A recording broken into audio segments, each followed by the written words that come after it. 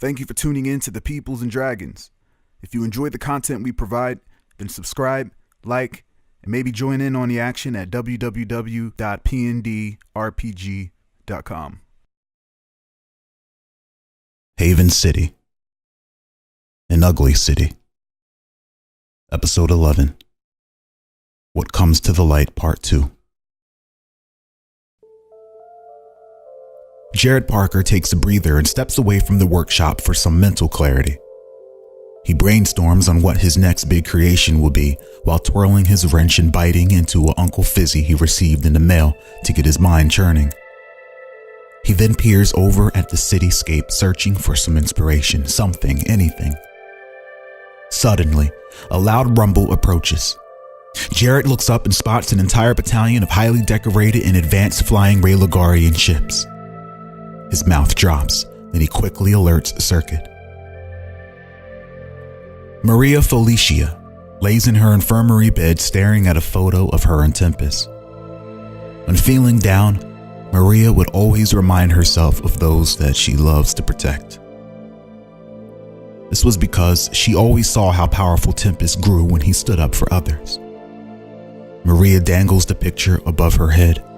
Her eyes flicker pink as she imagines herself in her Aurora form fighting alongside Tempest, saving the weak like Jigs Free, Circuit, Jacob, from evil cultists and global terrorists. Maria turns herself over slowly as not to disturb the intestine restructuring shell she is hooked into, used to keep her insides from turning into water, an unprecedented side effect of the Nox virus. Maybe they weren't weak, she thinks. Besides, she was the only gate agent on her deathbed greatly affected by the virus. It was Circuit who was out there contributing to the good fight. Maria begins to make use of her downtime to write a letter to Tempest telling her how he has impacted her life in every single way. Toward the end of the lengthy letter, she tells him about the love that she has for him and that she hopes to continue to grow stronger. Circuit softly knocks, then enters her room to visit with a plate of catfish. Aurora was happy to see her pal, and she asks him if she brought the book. Circuit softly knocks. He then enters her room carrying dinner. It was catfish. Aurora was happy to see her pal, and she asks him if he brought the book. Circuit nods and pulls out Volume 3 of G-Op's Tactical Manual. Maria cheers and accidentally drops her note by Circuit's feet. He picks it up and she begs him not to open it.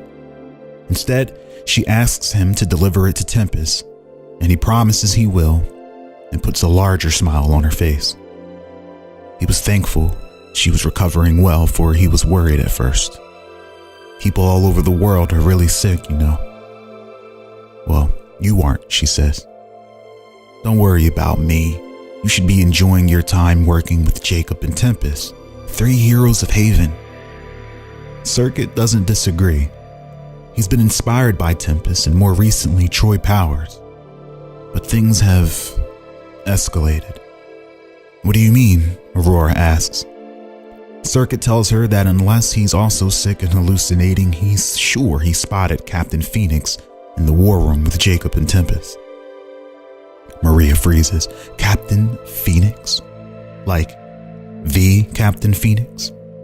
Circuit grabs G-Op's Volume 1 off of her table and points at the author that reads William Gerard Phoenix and says, yes, the Captain Phoenix. Do you know what that means? Maria's energy changes, saddened that she truly is missing an opportunity of a lifetime. Yeah, I know what that means. It means you're about to make history, Circuit. Yeah, maybe. Though I always saw myself dying in front of a bunch of computer screens.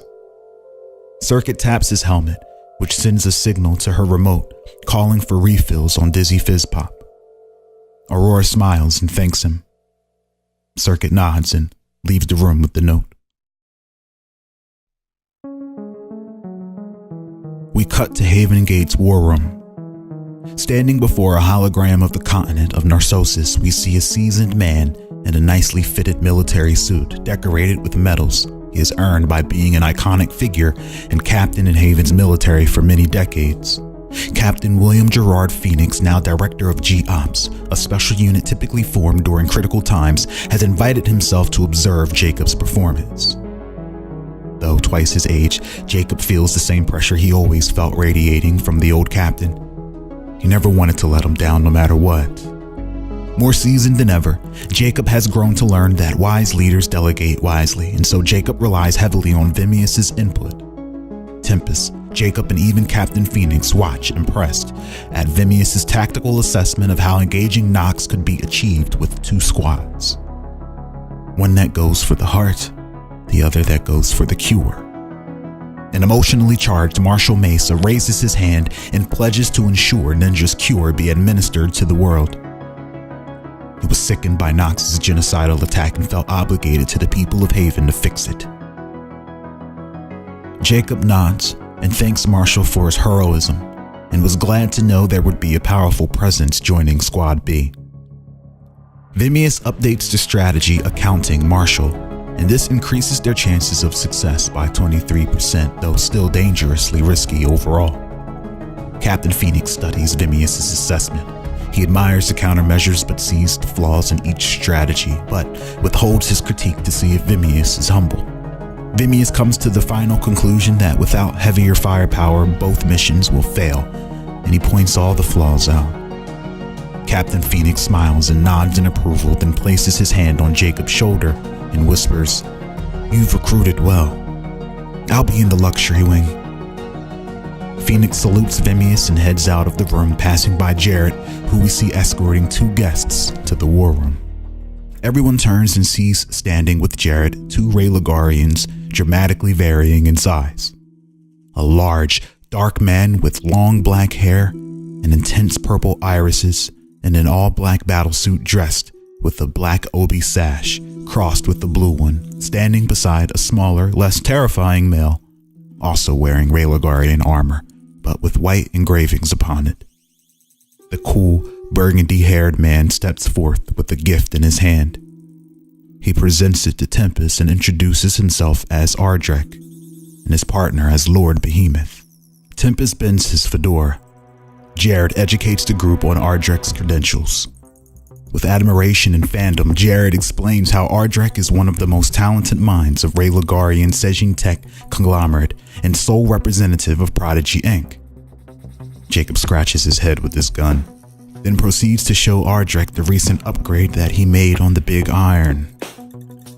Ardrek marvels at Jacob's simple yet expertly genius repurposing of the revolver's crystal fiber separators. Her name is Solid Steel. Ardrek would love to gush over crafts, but there were urgent matters to tend to. He looks at Tempest with his silver-piercing eyes and tells him that time is of the essence and they must act soon. Tempest can see the emotion pouring from Ardrek. Jacob interrupts. How could it be more urgent than global genocide, Ardak? Drak. Arkarak. Ardak. Ardak. Ardak. Drak. Drak.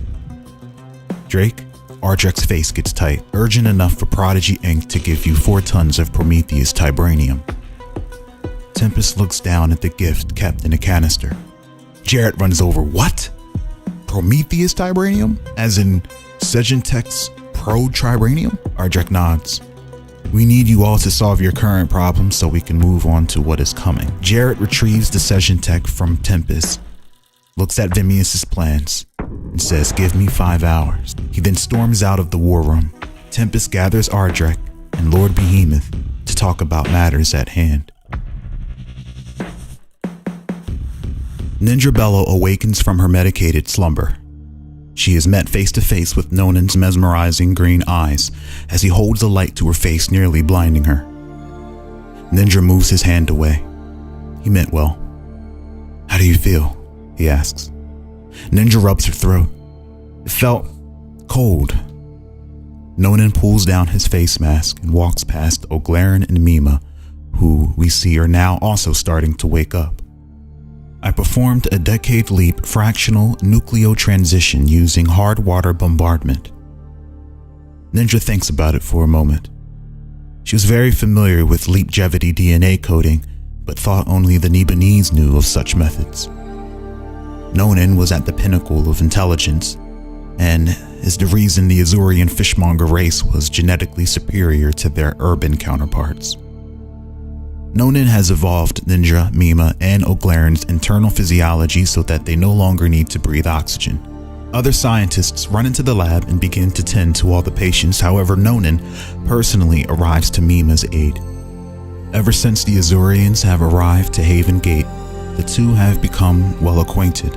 Mima melts a bit when he gazes at her with his emerald peepers. She admired his soft, moisturized skin and his beautiful long hair as he parades around his lab in his elegant lab attire. To Nonin, Mima was the oddest yet perfect paradox he's ever seen.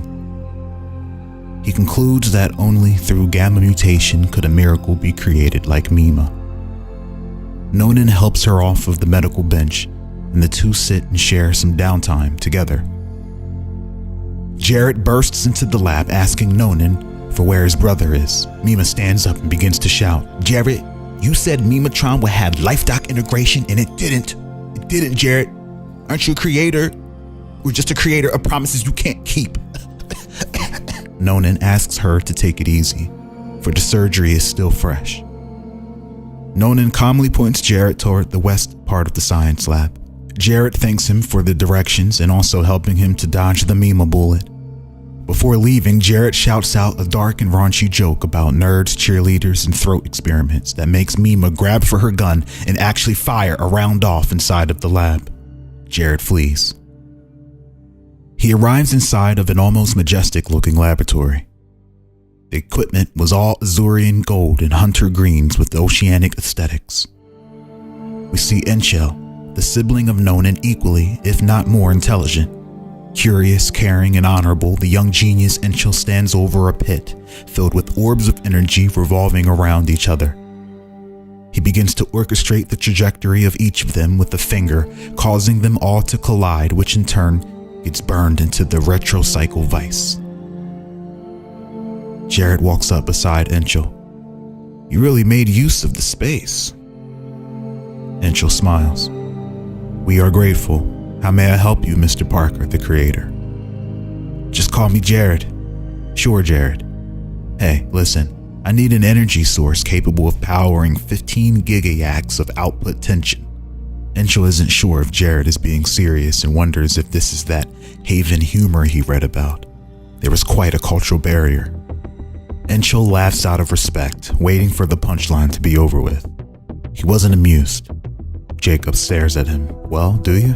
"I will humor you, Jared," Enchel replies.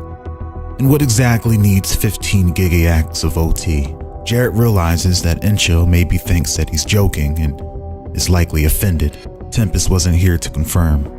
Ossuarians swore that they had Haveners pegged, but man would they be wrong. Jarrett pulls out schematics of what he built and shows Enchel, who can understand what it is at just a glance. But he takes the paper for a second look. He looks at Jarrett. "You're serious?" Jarrett nods. "Prometheus Tribranium." Enchel thinks to himself.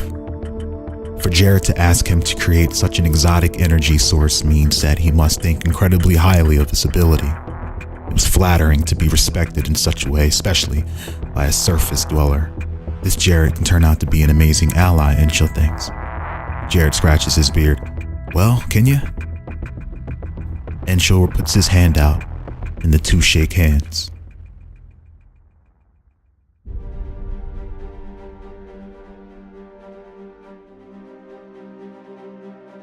We pan across the planet, over the Solian sands, the Dorinthian mountains, even over Haven City toward the western coast of the continent of Narcosis. The only part of the continent not covered in ugly, a mountainous region, beautiful yet perilous. The Iron Mountains were home to the Iron Empire, who lived under them, a militaristic society who have shunned the technological luxuries and entertainment, instead focusing on survival, warfare, and old law.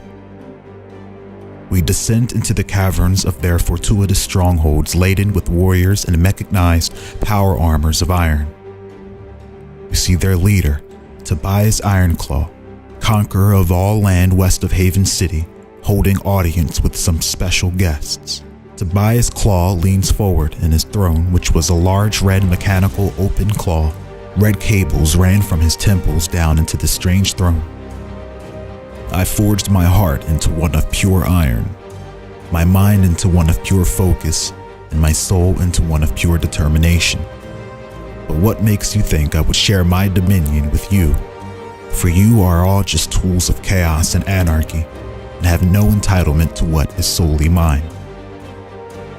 We hear laughing and cut to Hunter, who we see with his helmet off, kneeling toward Tobias. Beside him comes walking an old man in a business suit, humored by Tobias's words. Zaldin, the creator and director of Nox Corp, walks into the picture. Entitlement. You are no different than us. You are numbered just as we are. We zoom into Zaldin's oscillating irises within his cybernetically enhanced eyes. His psychopotence causes the veins on his temple to glow purple. General Tobias, you have the power to take Narcosis for yourself. All of his soldiers turn. Tobias listens. There are no leaders. The tyrant anarchy is dead, and all other G-types are dying, and if they aren't dead now, when the Nox virus blooms, they would need us to run their lives. With strong emphasis on us. Don't lose sight of the fact that it was us that uncovered and made you operational again after you were easily discarded. The tubes in Tobias's temples pulsate. I agree with you, Tobias. They're slaves. What better way to rule them than use them? Zaldin grabs Hunter's hair and pulls him to his feet. But the moment you begin to treat me like them, then you truly have lost sight of the end goal. A manhandled Hunter is trying his hardest not to cough up what feels like fire in his lungs. Hunter can't explain it, but he feels he too has been infected by the Nox virus. But he has been hiding it behind the injuries sustained fighting Haven Guard days ago. Without a doctor he could trust, he could only rely on his Xenosuit's life support system, should his symptoms become dire. He can't show weakness, or Zaldin would just have him replaced with another G-type to fill the suit. Tobias' iron claw's cables begin to pulsate. He realizes now is the best time to act, and figuring out how this planet will be governed after the fact can come later. The hand he was dealt was a good hand, and he'd finally be able to gain control over Haven without resistance from anarchy. General Tobias agrees to ally with Nox and extends his Red Iron Army to them. Zaldin was grateful. He then announces to the Iron Army that Jason Hunter is their new captain. All the ironclad soldiers look at Tobias for confirmation. Tobias echoes Zaldin's words, and then the entire army raise their weapons in allegiance. Zaldin informs Tobias that the Nox virus has weakened many G-types already, and it will only become worse once Phase 2 is commenced, but we're still waiting on that. Tobias is content with Zaldin's plan and supports him fully. Zaldin pulls Hunter to the side and orders him to give the signal. Hunter nods. We cut to the rooftop of Sector 12 building neighboring Anarchy's abandoned base. Crouched beside the ledge, sitting with legs crossed, we see an all-white humanoid being with no facial features. It sits there idle until it receives the Nox signal sent by Hunter. The figure's eyes open, revealing them to be filled with purple fire. It stands up on both feet and calmly cycles through the Nox database on its wrist. Every G-type that has gone through the system at some point in some time was stored and protected in Nox's shadow database. Though not as recent as desired, the odd stranger arrives to a record of a teenage Seth Masters before he would become the infamous tyrant, but right around the time his mutation was at its most ripe. After a quick analyzation, the Spectre transforms its body into a perfect copy using the archived DNA integrated into its physiology. Spectre was engineered and created by Zaldin to be the ultimate G-type killing assassin. Appearing as a young Seth, the Spectre leaps out of the building and sneaks into the abandoned base. Time passes and Spectre is diligently looking for the alleged master system Anarchy likely had but finds nothing. Every hard drive of every machine, console, and android was wiped, fried, useless by what seemed like a virus so foreign it was alien. Spectre pulls up a HoloLens and contacts Zaldin to inform him of the turnout, when suddenly, something very heavy lands right beside Spectre. He turns around and looks up and sees a face resembling that of Marshall Mesa and Luperkin patchworked together on a large and tall muscular android towering over him at 6'5", made of pure black metal, donning a form-fitting black tuxedo.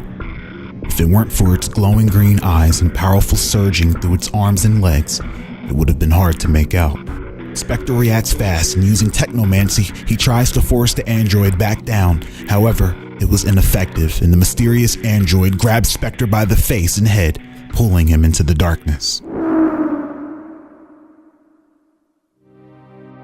All around Amanda V, her corrupt Nebi soldiers are slaughtered by sacred Nebi soldiers who were part of the Void Mother cult the entire time.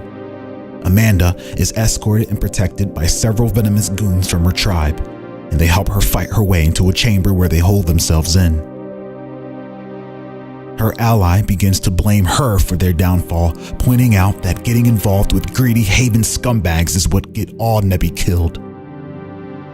Amanda V grabs him by his neck and spews a vile toxic mist into his face, then throws him to the floor to die. "I am still your queen, know your place," she screams to all of them.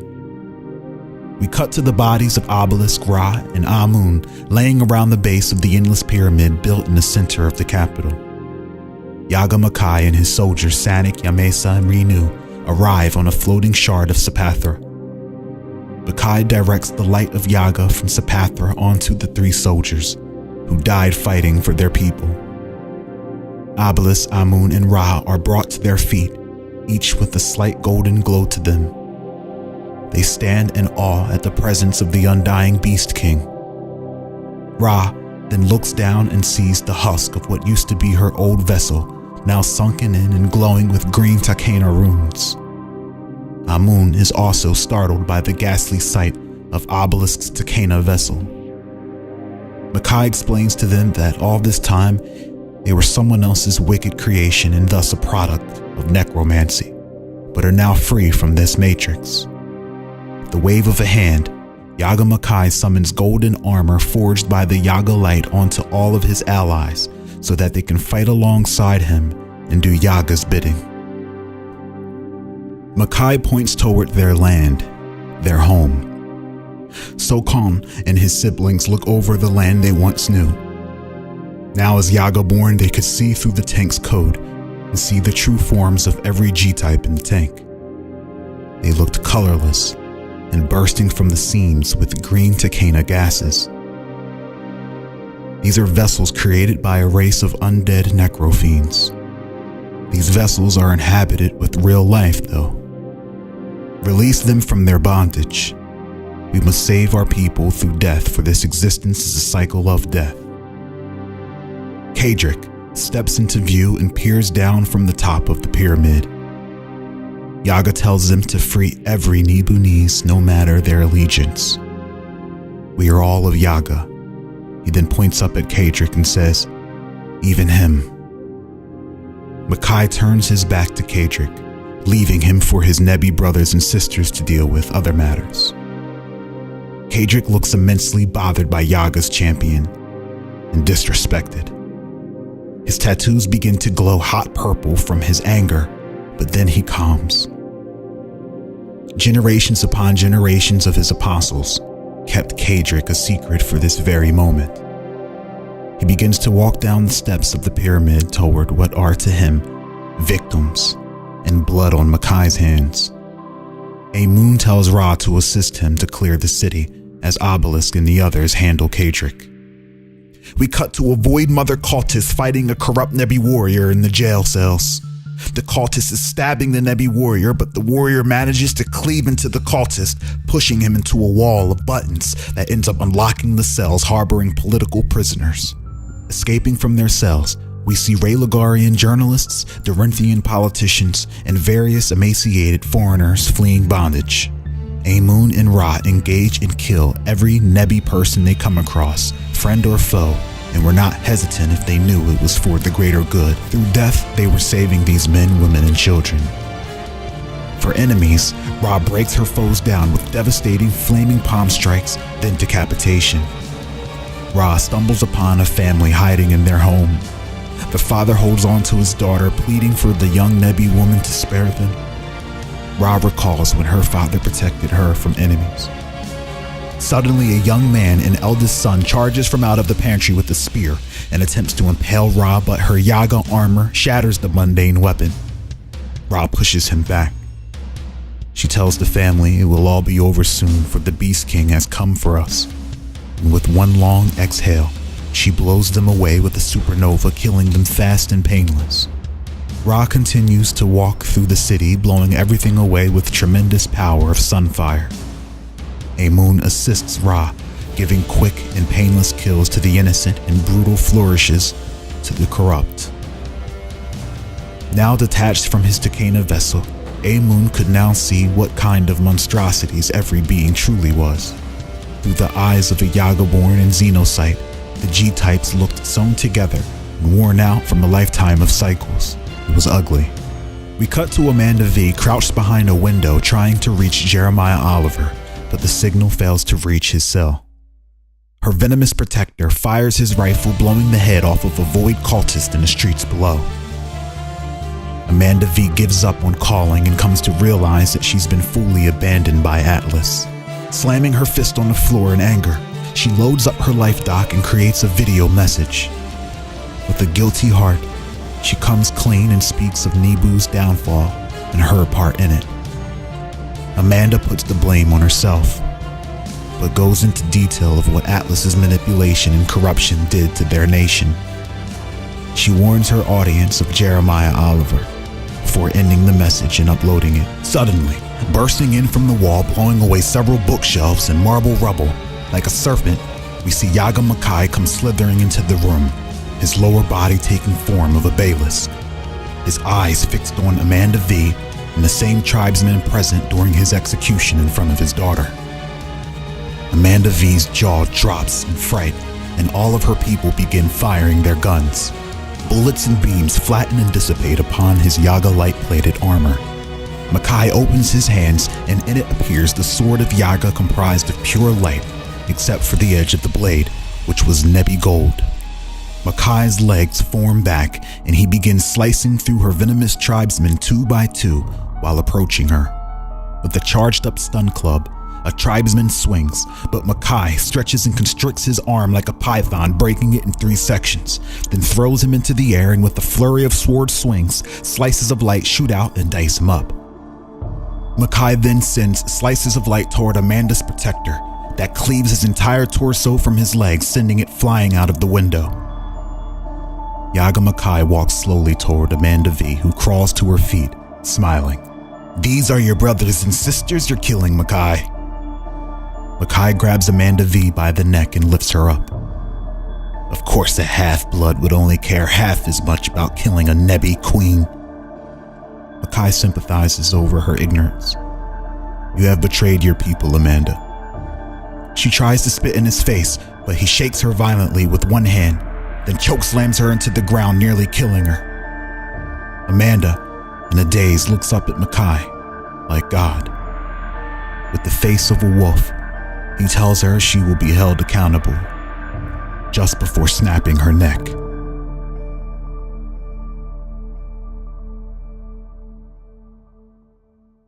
We cut to Kadric, now at the middle of the pyramid, as Obelisk, Sanic, Sokon, Renu, and Yamesa approach cautiously. Kadric points his scepter at them all. "I don't expect you to know who I am, but know this. Nebu will be restored and ruled by my hand, and over the dead bodies of not just you, but everyone." Kadric goes on, continuing his monologue, but is immediately met with a fist made of stone to the face, sending him flying across the ceremonial floor. Renu blows around him in wind form and ends up behind him only to send powerful orbs of wind crashing into him from all angles, undetectable and almost impossible to defend. Renu then spins backward and summons a gust of wind that comes spiraling out from in front of her toward Kadric. Riding the cyclone, we see Sanic gaining extreme momentum until he shoots off of it with a blazing headbutt, busting Kadric's face open and leaving him nearly buried into the steps, his scepter flying out of his hand. Sanic lands softly beside his siblings, his fiery mohawk smoldering in the wind. Kadric, dazed, leans up and places his hand on his face to find he is leaking of a black mist. He stands up and prepares to speak again, when suddenly, Obelisk with blazing speed comes and uppercuts Kadric off of his feet. Kadric lands hard on his neck and rolls down the steps until he is picked up and entombed by floating rocks. Kadric smiles with a mouth of black mist, tattoos glowing purple, when all of a sudden he explodes from out of the rocks with a burst of dark void energy. Obelisk runs toward him and strikes, but Kadric's combat adaptation allowed him to read the attack as he steps out of the way. He then whispers a swift magic word, and a gigantic draconic void arm wrecks Obelisk, sending him bouncing off of the steps until he's able to catch himself. All of Obelisk's built-up energy gets absorbed into the Void Fist, and then pumped back into Kadric. Obelisk flips back up onto his feet and charges up back to twice his strength in seconds and leaps at Kadric, who is occupied with Renu and Sanic. The siblings both flip and air dash around each other, both striking Kadric at the same time from midair. Obelisk grabs Kadric and suplexes him, but Kadric turns into a void mist when crashing into the ground and reforms with his hand on Obelisk's abdomen and blasts him with a beam of void energy, but Obelisk eats it and roundhouse kicks Kadric into the air. Kadric gains control and calls his scepter to his hand to defend from spikes of ice launched by Imesa. Renu creates a vacuum of wind that pulls a levitating Kadric right out of the sky and towards Sanic, who we see charging his fist up while covered in flames. Kadric finally has had enough and absorbs a substantial amount of void energy into himself, making him faster, stronger, and more durable. By the time Sanic punches him, Kadric is ready to take it on the chin, but is instead surprised by the incredible force of Sanic's punch multiplied by Renu's power vacuum. Kadric's face is broken into pieces and sent flying through the pyramid and out the other end. The elemental warriors of Sapathra and Obelisk walk up to a beaten and battered Kadric, his void magic no match for the Yaga-born. Kadric begins to scream at them, "I am the first son of the Void Mother." Obelisk prepares to blast him away for good, but is stopped when Makai appears, pushing his arm down, telling him to wait. Makai approaches Kadric. "Who are you, sorcerer?" "Another pawn of Ivan Bakara." Kadric, full of hate and anger. "Ivan.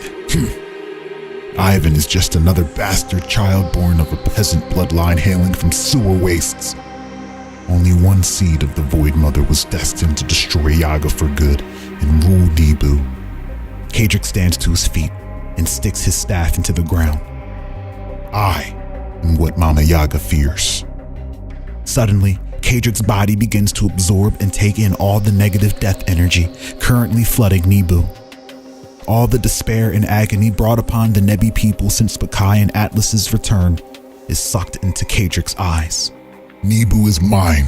Whether our people are dead or alive, we are naturally spiritual beings and shall live eternally in despair within my great black heart." Makai holds his hand out trying to grasp one of the Nebi souls, but instead of being raptured up into Sapathra, it is siphoned into Kadric. Mama Yaga warns Makai that he is truthful in his claims. It seems Ivan was just a ploy, and not the harbinger of the Void Mother that Yaga was supposed to be prepared for. As all of Nibu's death and despair churns within his heart, Kadric finishes his blood summon and incantation. His chanting begins to summon forth great power of the real Void Chi Dragon Neocon. His own flesh begins to stretch and morph grotesquely. Makai steps back, unsure of what was happening to the sorcerer. Mama Yaga's voice echoes through his head, warning him not to let the Void Tree Neocon manifest. Suddenly, Obelisk, fully charged and in a superior state, comes barreling toward Kadric, who is still performing his ritual. Obelisk leaps over hordes of draconic arms reaching for him from out of magic portals opening under him. He then lowers his head and breaks through the void barrier that erects around Kadric, shattering it with ease. And with all his might, he clotheslines Kadric, leaving him flipping in the air violently as Renu manipulates his trajectory and hurls him into a bed of rocky spikes, impaling him and his black heart. Makai looks down on a dying Kadric as the souls of Yaga's children escape his body. You should learn to love your brother, Void Child. There is no place for you in Sapathra. Yaga Makai gives the signal, and Sokun causes the bed of spikes to entomb and crush Kadric's body while pulling him deep into the ground, burying him. As a sympathetic Makai walks away, Makai looks at his city, his home, in flaming ruin as souls of his people ascend toward the floating continent above the atmosphere, Sapathra, realm of the beast gods. Obelisk, Amun, and Ra stand beside Makai, awaiting his next order. Makai looks to the west toward Haven City, thinking of his daughter, Serenity. Mama Yaga tells him soon he can get involved, but he is needed most in Sapathra. Makai understands his purpose, and Serenity would have to wait just a little bit longer. Makai and his Yaga-born return home to Sapathra.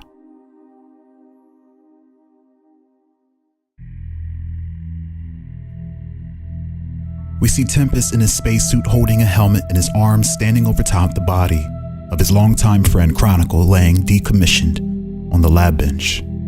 He still couldn't believe he was just an android plant. His emotions were so real. He saw them with his own eyes. Courage, loyalty. Tempest runs his fingers across the advanced tech within his open chest. Killjoy appears and tells Tempest they are waiting on him in the hangar. Tempest gives one long last look at Chronicle and leaves the lab.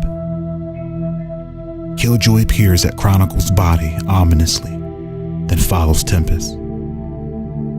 We cut to Tempest power walking through the gate center corridors. Beside him we see several assistants with clipboards getting last orders before he departs. One of them begins to cast breaking news upon a floating holoscreen for everyone to see as they walk to the ship docks.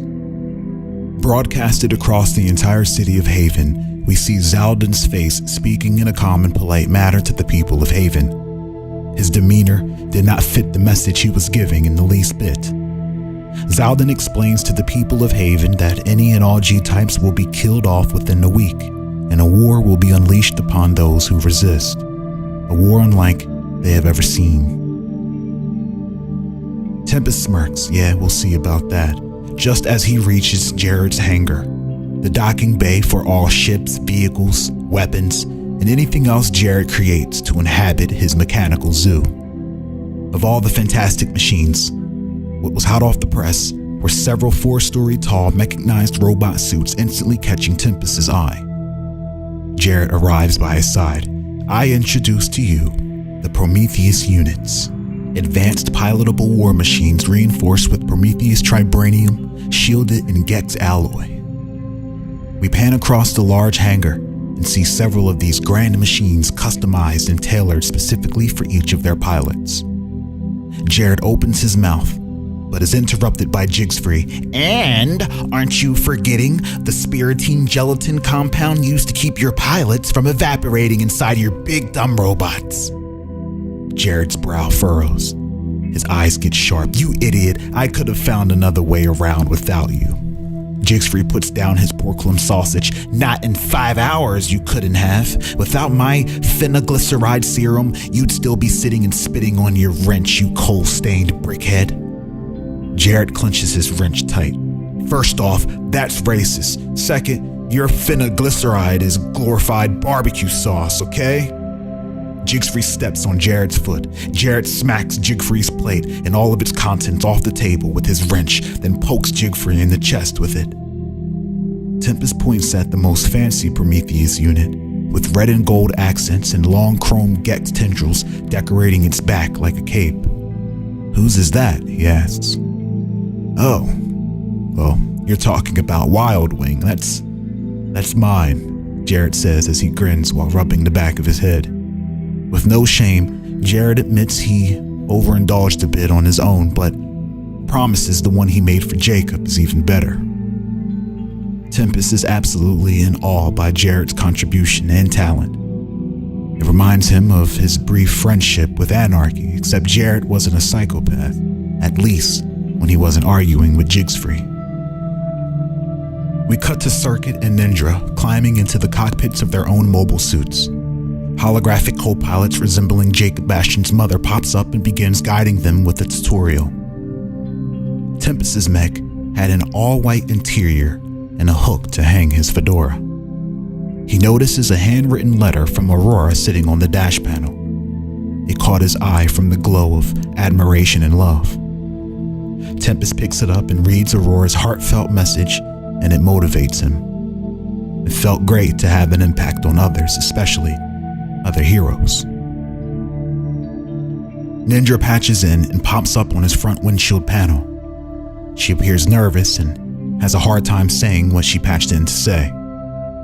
Tempest can see the stress wrapped around her head like a crown of thorns. You won't fail, Ninja. The Haven Gate is with you. Ninja nods, thought it sounded kind of corny, and she looks down at her hand. In her hand, she was clutching the serum that would change the world. Once we save everyone, we can save my daughter. But one has to happen before the other, and I need you. Ninja smiles. I'll see you up there, Tempest, she says, then disconnects. Tempest smirks, and when she disappears, his face goes back to reflecting his true feelings of the situation: sorrow and anger. Tempest had his own agenda,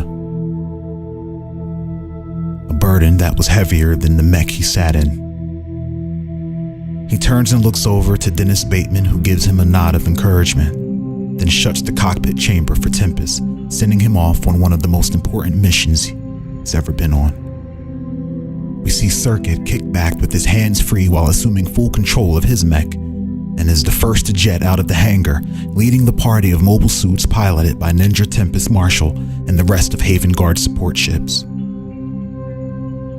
We cut to Captain Phoenix standing before the holographic map, observing as both Haven Gate teams head to their targets.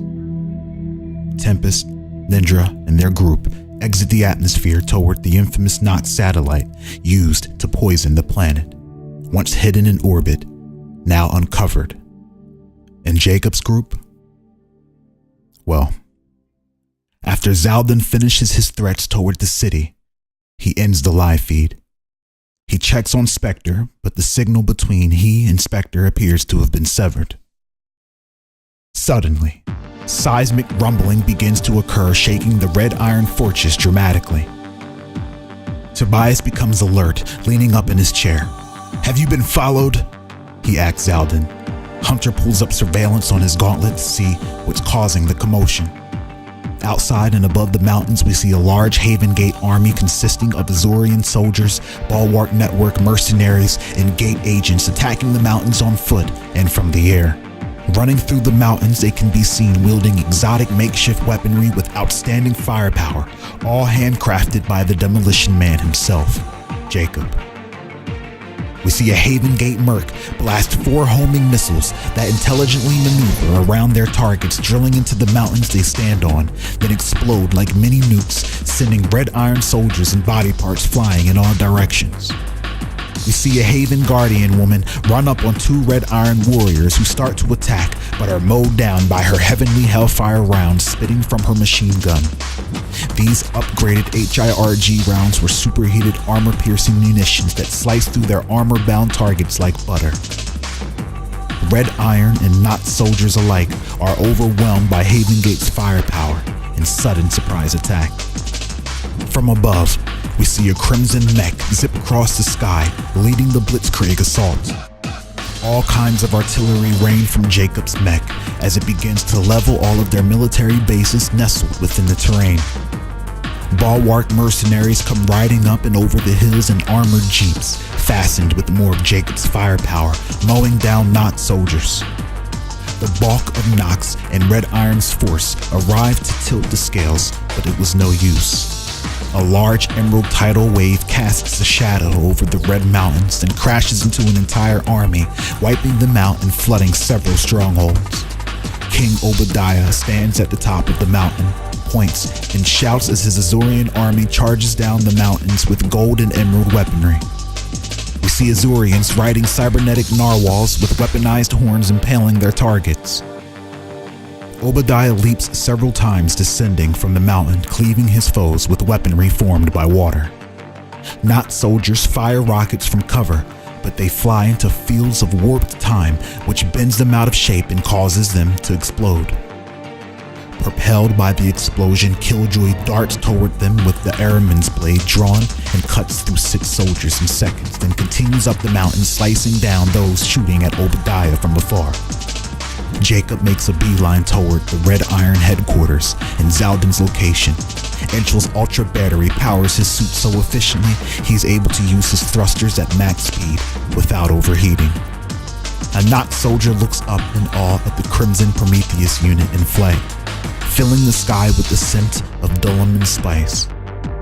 Jacob approaches the main base but is tackled out of the sky and pushed into a nearby mountain by a fully suited Jason Hunter, a fraction of Jacob's size. Hunter continuously punches Jacob's unit while bull rushing him into and outside the other ends of mountains. Jacob unleashes a field of red dark matter that begins to melt Hunter's suit until he begins to nullify its nega frequencies. Hunter's arm turns into a surgical vibro tool and he begins to try and carve his way into the Prometheus unit, but Jacob smacks him off. Hunter's Xenosuit was beyond anything anyone ever saw. It made Hunter so powerful he could go toe-to-toe with the mech 5 to 10 times his size. Hunter's pyramid-shaped helmet begins to glow as he locks onto Jacob.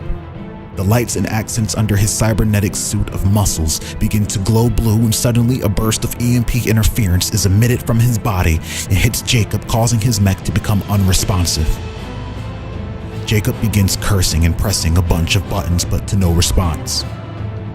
Before Circuit's backup system could kick in, a thin blue laser beam fires out of Hunter's single eye of his helmet.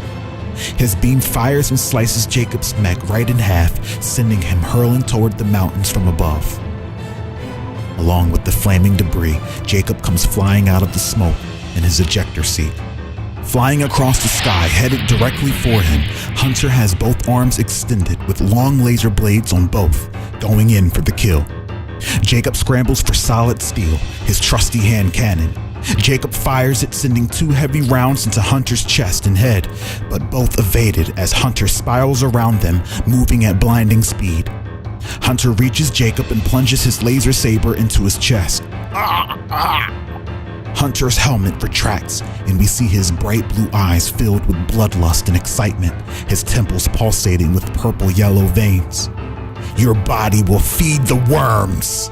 Hunter destroys Jacob's parachute, then impales him with his other laser saber, then rips it out, delivering egregious wounds to Jacob, sending him plummeting into the mountains. We cut to Jacob, laying with a broken back over some rocks, bleeding out from his laser gashes. Jacob regains consciousness. He looks down at his mangled body as it begins to heal slowly, but damn it, he needed something for the pain. He reaches in his pocket for Jigfree's potion and downs it. It was stellar in taste and not nearly as bitter as actual medicine. Jacob begins to reset his bones and pour Dolomin fire whiskey on his wounds before filling them up with dirt. They were healing, but not nearly as fast as he would like.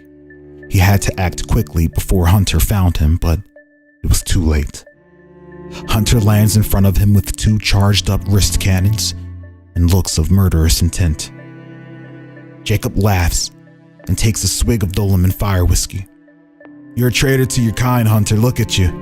You're sick just like most of us. Ding, ding, ding. This angers Hunter. I'm nothing like you. You hide in that shell pretending to be something you're not, Hunter. Hunter lunges over and picks up Jacob by his neck, putting his wrist blaster to his head. Jacob looks Hunter in the eye. I've been face to face with far worse than you, maybe equally as ugly. With power of hope and faith, Jacob breaks a bottle of Dulaman fire whiskey over Hunter's head, burning his eyes, followed by another swing, breaking a vial of special chemical mixture that becomes an incendiary napalm once mixed with the whiskey and sets Hunter ablaze, melting the flesh in his xenosuit right off of him. Jacob falls to the ground, pulling himself to his feet as Hunter screams in agony. He limps over to Hunter and watches with little sympathy. Hunter lay in a puddle of blood, flesh, and melted metal from his corroded suit, soon to be dead for good this time. Jacob rolls his eyes in disgust at the G-type and walks away. "Wait, Dulaman." Jacob turns around to listen to Hunter's last words. "It's not what you think. We are made this way. We are made to wear these suits, forced to become machines. Save us." Jacob kneels down. "What are you saying?" "The virus." "Don't." Jacob's heart drops. How does Hunter know about their plans to alter the virus? Jacob tries to get more answers, but before Hunter could say another word, Zaldin's psychopotence causes his head to explode, sending brain matter all over Jacob's face and beard. Jacob wipes his face as he calls back to base. Captain Phoenix stands watching the strategy map intensely as Jacob patches in. "Hey, Captain, I don't know how, but Knox somehow knows about Squad 2's mission." Captain Phoenix stands with a blank face. "Don't worry, Jacob, they're almost finished. You've recruited well. They're the finest warriors I've ever seen." We cut to Knox's great satellite just above the tank's atmosphere, under attack by Haven Gate's surprise assault. Knox soldiers can be seen running through a windowed corridor just as Marshall's Prometheus units collide into it, shattering its windowed walls, sucking up all the Knox soldiers, rendering them helpless and hanging onto debris for dear life. Marshall splits from Mima, the sexiest mouse, who we see blasting down oncoming Knox ships while deflecting laser turrets away from the group. Marshall then ejects himself from out his mech and thrusts himself straight into the hole he made. Along the way, Marshall combos his foes up with gun in hand as they spiral out of control into the deeper depths of the cold space. Marshall makes his way to the control room after securing the corridor. A Knox soldier tries to sneak up on him, but with hypercognitive reflexes, he senses the attacker, dodges the shotgun blast, and leg sweeps his assailant, sending him legs up, only then to be struck mid-air with a devastating blow that untethers the soldier from his own soul, sending it flying out of his body. Marshall then has a split-second out-of-body experience, allowing him to sense and evade a gunshot. On reflex, Marshall draws and aims his pistol, firing once, landing a headshot on a distant rifleman right between the eyes. His form and posture identical to his beloved memory of when Looper did it. Marshall calls out to the others, informing them that the coast is clear. O'Glaren ergoports Ninja, Tempest, and Circuit to his precise location and then goes to defend the immediate area from approaching Knox soldiers. Ninja and Circuit run up to the satellite's weapons main console and begin to go to work, switching out the virus payload with a cure. Tempest closes his eyes and begins to focus on forming a pocket of time in which they exist, where they move significantly faster. Thanks to Tempest, within moments, Circuit is able to hack into the mainframe and retrieves all the info Ninja needs to know in order to apply a new biological audible and implement her serum into the payload mixture. Ninja stands hunched over the weaponized virus chamber. She then carefully and slowly applies her serum to the mixture. Any slip can spell doom for them and the entire world. But as a master geneticist, she does so flawlessly.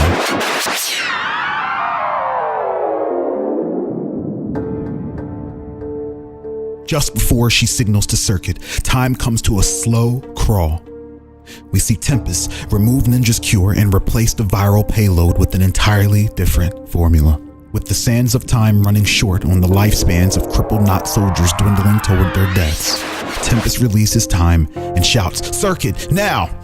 Circuit places his 2 fingers on his helmet and teleswipes the bypass encryption into the satellite mainframe, commencing the satellite's gun module, now fixed with the serum that will reverse the Knox virus's crippling effects. Tempest runs over to the console and presses the fire button, but is stopped by Marshall, who jams his hand into Tempest's chest. Marshall's hypercognitive brain allowed him to process everything Tempest did during those milliseconds he froze. "Tempest, what are you doing? What was that?" Tempest realizes he was caught. But with little time left for explanation, Tempest judo flips Marshall out of the way and presses the button, firing the satellite beam toward the tank, instantly nuking the entire world with another dose of what everyone believed to be the cure to the Nox virus. Everyone except Marshall, who watched the nuke make contact from the satellite's feed. Marshall didn't want to believe Tempest betrayed all of Gamma kind. But what else would explain his actions? Marshall leaps onto his feet and gazes at Tempest, the two making eye contact, as Circuit and Ninja celebrate in the background.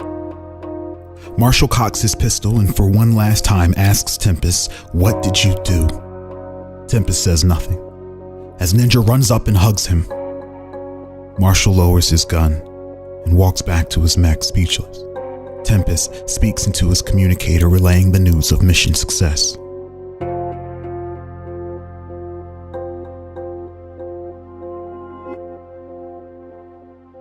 Jacob, King Obadiah, and Killjoy charge through the Red Iron Chambers in search of the mysterious director of Nox, Zaldin.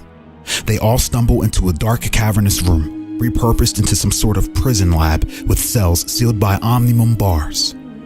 Jacob cautiously examines the room. Scattered all across the lab benches are photos of G-type subjects stripped down to nothing, standing in line against a wall, armed Nox soldiers beside them. King Obadiah peers into the darkness of one of the cells but can only make out what looks like a pile of dead G-types rotting. Omnium bars. Seems a bit much, Jacob murmurs. Killjoy finds a hollow pad with an open data folder titled Ferralemia.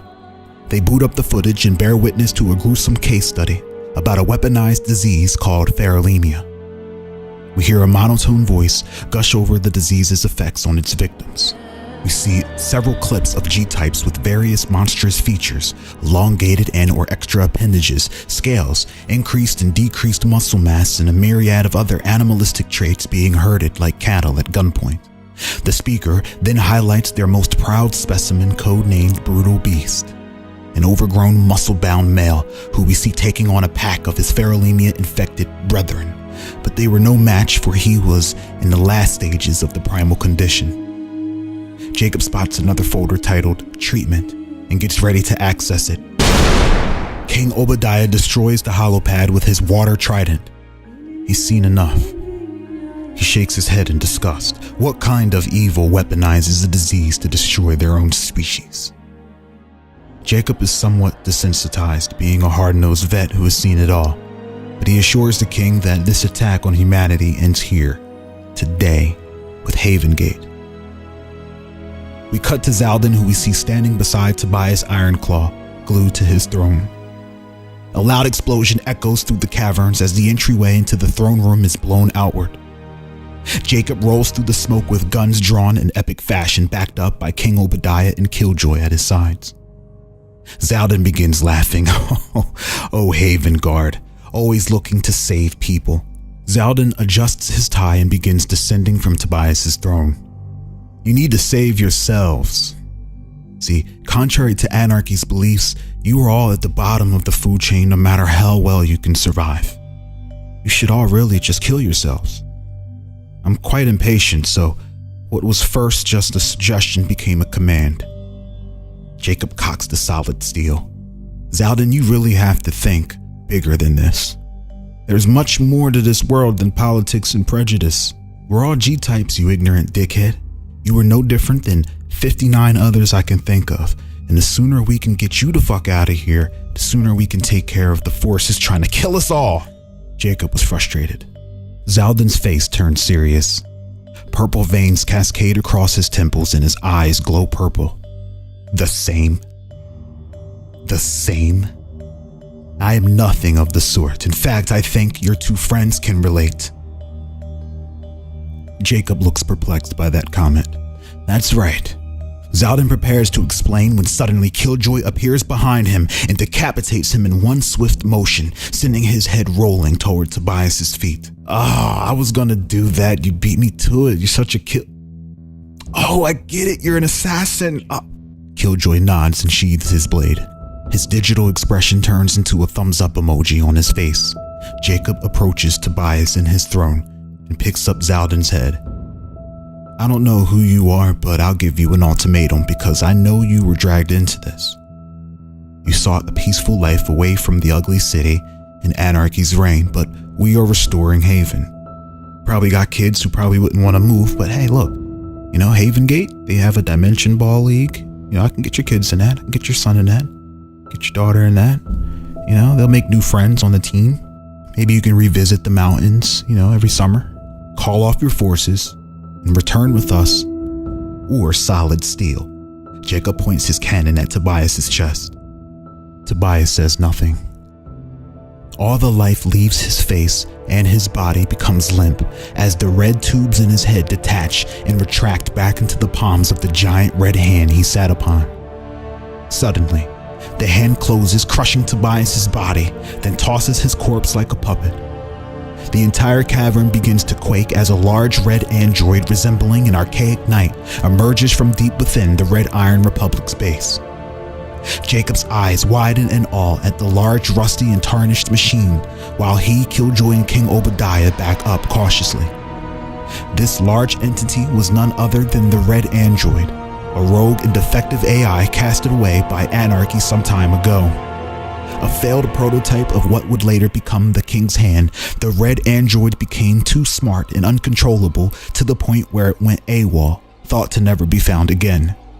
Instead, it built a civilization outside of the scope of Anarchy with plans to return again. The machine begins to spew nonsensical gibberish mixed with hodgepodge of threats and claims of android civil wars needing to happen for dominion over the lives of G-types, then almost immediately turns its arm into a large claymore blade and swings it across the entire room, cleaving almost everything in half.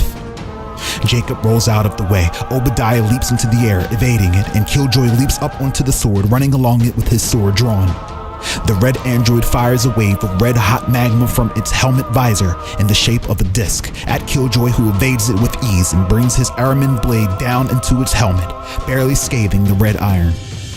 We see Jacob shouting out for Obadiah to buy him some time as he fumbles around in his coat for the appropriate munitions while dodging falling rocks that could surely squash him on impact. The red android pulls its blade from the cavern walls and revs up its sword hilt like an engine, causing the blade to ignite in red-hot searing flames.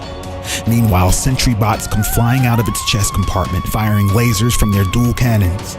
King Obadiah deflects said lasers with the twirling of his emerald trident while jet propelling himself from bot to bot, clobbering them and knocking them out of the air. Jacob slides under the searing sword and tosses a special mine onto it, then continues running toward the cavern walls. The red android prepares to swing its sword, cocking it back when suddenly Jacob activates the mine attached to the sword, which turns out to be a gravity mine Jacob made by taking apart gravity infringer boots used for Dimension Ball and overclocking them, then repurposing them into a mine that inverts the gravitational pull, causing the sword to jerk in the opposite direction the android was swinging with overwhelming momentum, causing the red android to be pulled forward, falling in what seemed like slow motion. Jacob stands ready, brave and unwavering as the gigantic machine comes soaring in his direction. The android hits the ground and begins to slide toward Jacob until it stops right in front of him, his beard and jacket flapping from the great body of movement happening before him.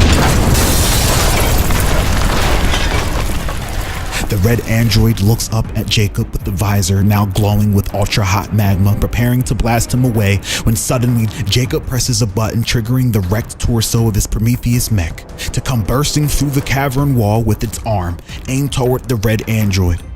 Resting upon its arm was the greatest creation Jacob ever made, the Ray Ligarian Special, an automatic rocket launcher that fires rockets like a machine gun fires bullets. He was saving it for an impossibly tough enemy, or R-Type X himself, but today was a good day to bring out the toys and remind everyone why he was called the Demolition Man. Jacob presses a button and all hell breaks loose, literally, as his mech begins letting off rocket after rocket, obliterating the red android's head and soon after its entire body, as it begins to crumple and melt within the hellfire. Jacob stands in front of the blades of his dead enemies. King Obadiah and Killjoy arrive at his side in relief of their accomplishment. Jacob takes a swig of his whiskey and offers some to the king. Though hesitant at first, Obadiah decides to try something new and takes a swig, only to be brought to his knees from what felt like swallowing the same fire that came from the Ray Lagarian specials. Jacob laughs. "You're a true king now.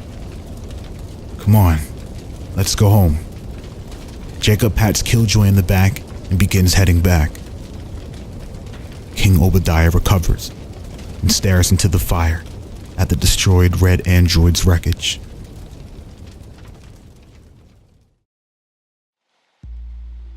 Ryu Sengoku sits on the top floor of Taozan Temple, watching the sunset over the beautiful jungle that blankets the entire district.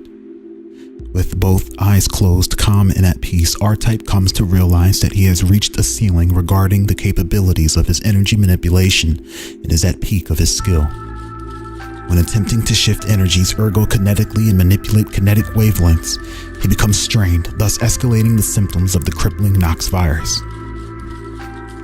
The healing energies of the planet, however, have become a great boon in his struggle with this infliction. The camaraderie found in the young Vinryusai Ali has led him to be more optimistic and jovial. His connection with Epony and Cervantes has found him purpose and confidence, thus erasing hesitation and doubt, replacing it with the determination and longevity of the mind. The Taozan Temple was home away from home. His pupils were now an obligation. Ryu opens his multicolored eyes, expecting to find his students ready, but is met by none except for Vinryusai Ali, whom we see meditating in front of her glowing Yggdrasil blade. Its metal, absorbent of the nativity of the forest, emits its healing vibrations unto her, thus offsetting the virus and preparing her for training. She is awakened by Ryu as she looks up to find him towering over her. "Where are your peers?" he asks. "They're late." Vinryusai smiles with the look of devilish guilt. We cut to Cervantes shuffling around her captain's quarters frantically because she's late to R-Type's training by a whole hour per the clocks. Once she pours all of the jelly beans out of her boots and gets them on, Cervantes charges out of her room to find her pirates, who are also pupils of Ryu now, running around unprepared while tangled up in their own socks, which seem to have been stapled together overnight. Cervantes' eyes light up in anger as she screams, "Ali!" R-Type and Ali turn and look toward the hovering ships parked just over the temple, where Cervantes' bellowing could be heard. R-Type shakes his head and scolds Ali for her antics, but Ali swears up and down that pranks do have a place in combat. R-Type X holds in his laugh. She reminded him so much of himself when he was younger. Laughing would only influence her further and potentially encourage her to prank and roast him. His infliction begins to stir in the form of a debilitating hunger, blight stomach, an undying hunger and monstrous appetite that, if not satiated, leads to intense hallucinations. Luckily, Epony was right on time. Epony, in an R-Type clone, comes carrying some Mesa Mart grocery bags, and within it, an immense supply of Mesa spaceship berry and Mesa energy shots filled with the necessary nutrients needed to supplement the dish that she would prepare using fresh produce from the forest and meats from the exotic inhabitants. The dish was called Canaan's Smile, an exquisite salad that fulfills one's life with the power of strength and love. A dish that merchants would kill for, but only known to those of the islands, and they would never sell the recipe. A weakened R-Type begins to scarf down bowl after bowl and is immediately satiated and fulfilled. He stops when he realizes Ali is recording him, and with the point of a finger he fires a kinetic bullet that sends her life dock flying.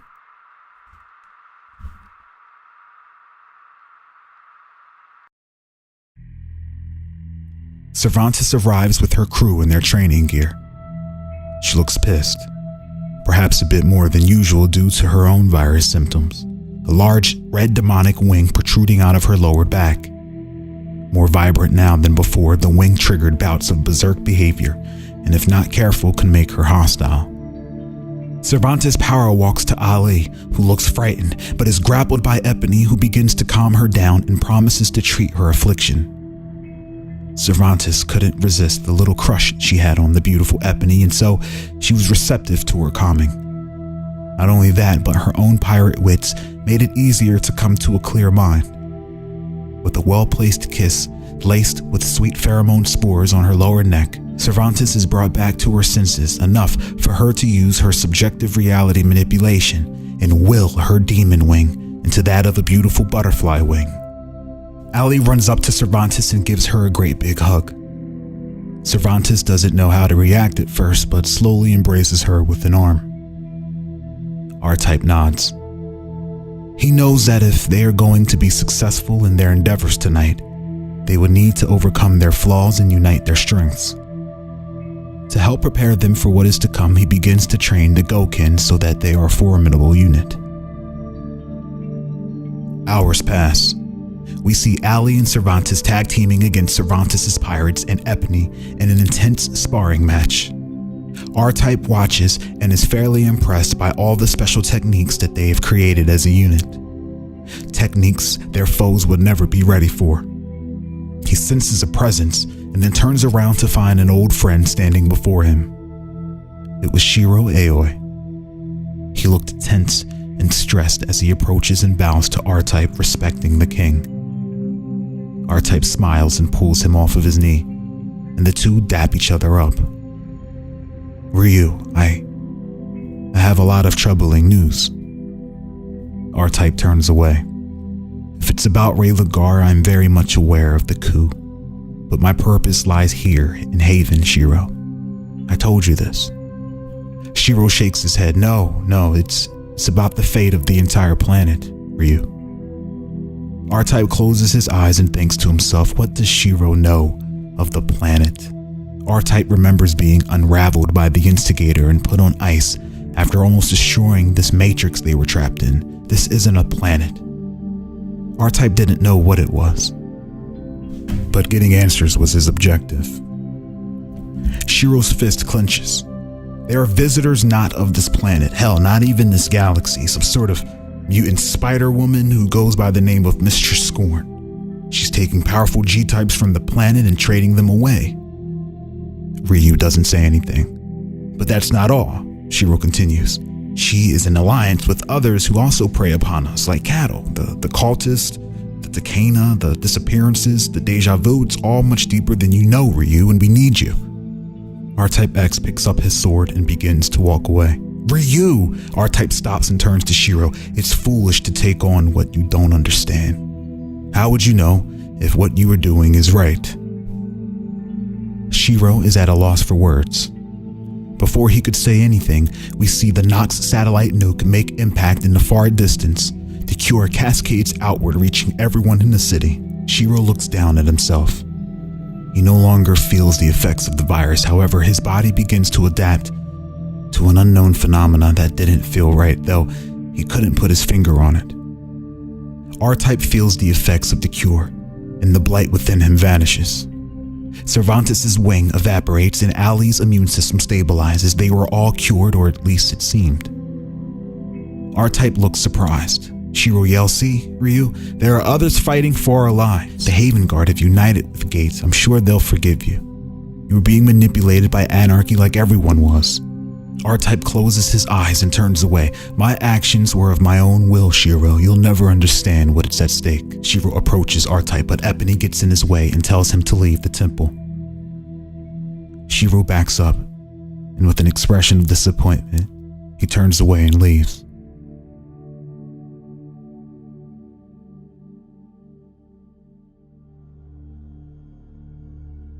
Deftude and Janiva walk through the corridors of his sacred blood vein facility, a location where Deftude raised and trained Blood Vein Dynasty's most promising G-types.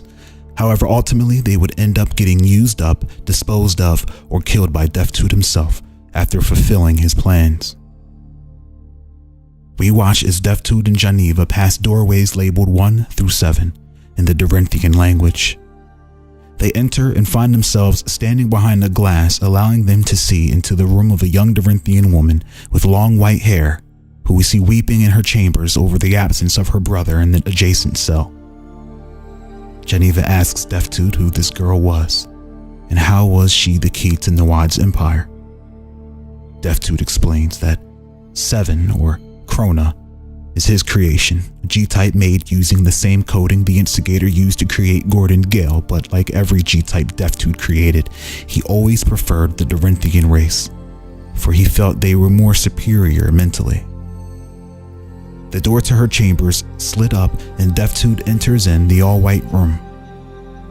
Krona pulls her teary-eyed face out of her lap, surprised that someone has visited her after nearly 2 years locked in a room alone.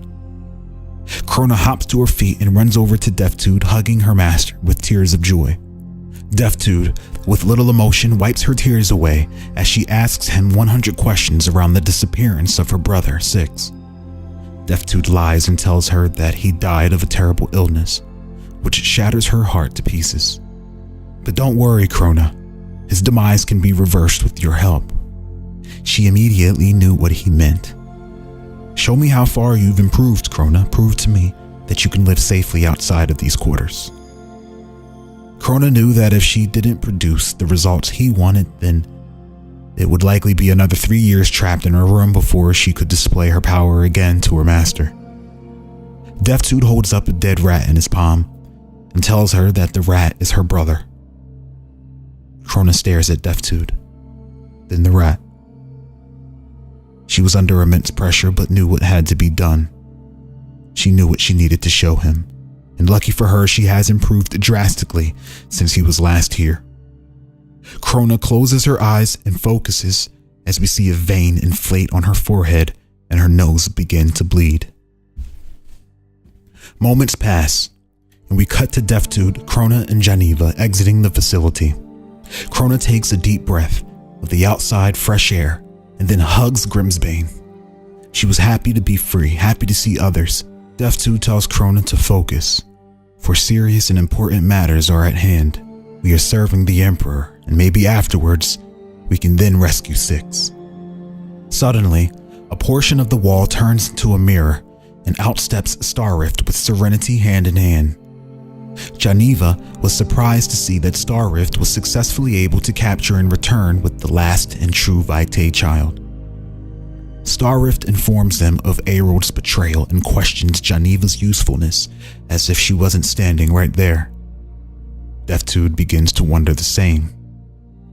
Geneva stares at Starrift, giving him a frightening glare, but he was unwavering in his criticism. With all 3 Vitae girls now in their possession, Deathtood can now finish what he started and kill them so that they could never be used against Nuad. However, Starrift interjects and looks to keep his promise made to Serenity. Starrift proposes that they instead allow him to absorb the Trinity Vitae energy so that he acts as a keeper of the energy that is fatal to Nuad. Deathtood ponders. Well, then that would mean we would have to kill you, Starrift, for you would be no different than what the instigator created when he created the girls, to destroy Nuad. Starrift speaks on behalf of himself and all of Raylagar and pledges full loyalty to the Necrofiends and the Endless. Deathtood begins to consider it. They would never need to search for 3 separate individuals again, if only in one vessel. After a moment of consideration, Deathtood gives Starrift permission to absorb Serenity's aura vitae. That's when they all realize that Poke Turner is nowhere to be found, and he has Amelia and Rose. We cut to Poke Turner, teleporting through space-time, avoiding balls of flame being blasted at him. Kai, in a demonic rage, begins to call up tornadoes of fire that begin to increase the area's temperature drastically. Poke Turner blinks around his attacks effortlessly in his poke bubble while laughing and provoking Kai Excalibur, as if in the schoolyard. Hell, Kai Excalibur was only in his late teens himself. Mistress Scorn sees the opportunity and grabs both Amelia and Rose's hands to teleport away when suddenly Poke Turner appears in front of Scorn. Caught off guard, Scorn teleports over and onto the side of a building carrying both Amelia and Rose with her, but within milliseconds Poke Turner teleports face to face with her again. He activates his Necrofiend armor, triggering its dark helmet to mobilize over his face and says, "How about I keep the vitamin girls and you just take this stupid armor instead?" Poke teleports his own Necrofiend armor onto Scorn, backwards, essentially constricting her and blocking her sight, nearly suffocating her. Poke grabs the girls and blinks away in time to evade an incoming fireball that destroys the entire side of the building. We cut to Scorn, who manages to teleport away, avoiding the destruction. Watching after the girls has been very eventful, she thinks, as she maneuvers her way out of the necrophene armor. Poke lands with both Amelia and Rose and asks them one more time if they want to leave all this Emperor of Nudes crap and escape with him to have fun forever. Amelia says nothing. She certainly didn't want to stay here and be sacrificed, but Poke was insane, she thought. Rose immediately declines and tries to pull away and screams for her father. Poke laughs. That kid is your father? He's the one that designed the cooling systems for the viaduct? Poke isn't taking no for an answer.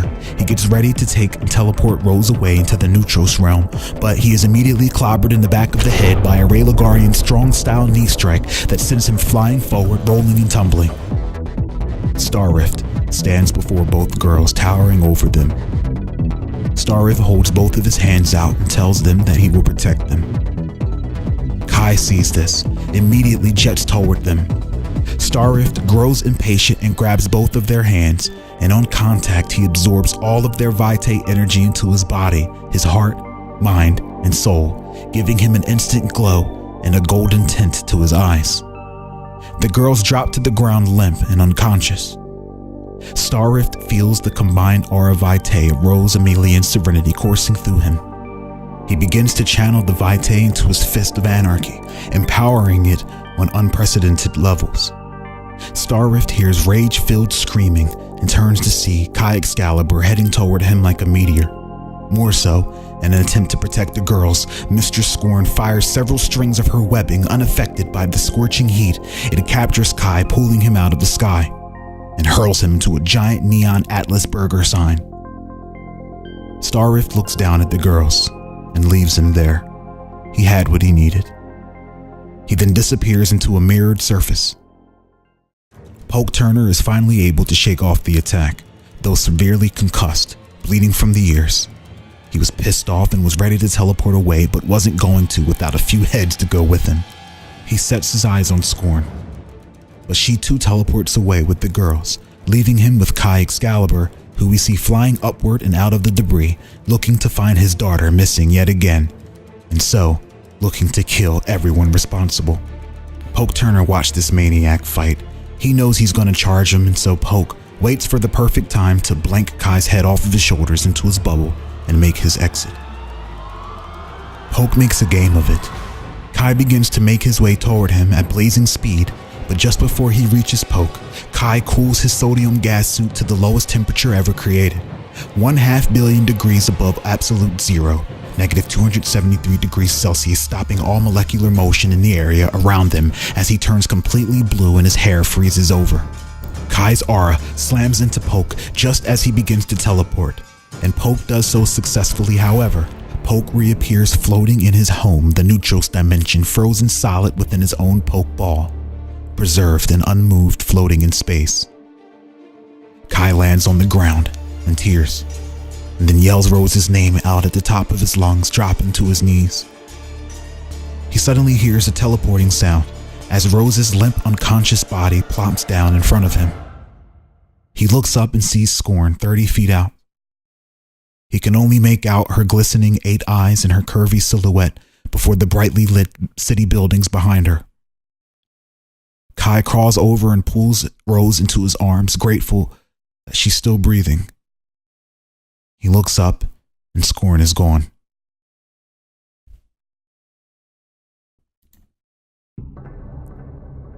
Yen Nagamoto stands over his sister, who we see sleeping in a regeneration mattress hovering on a levitation pad.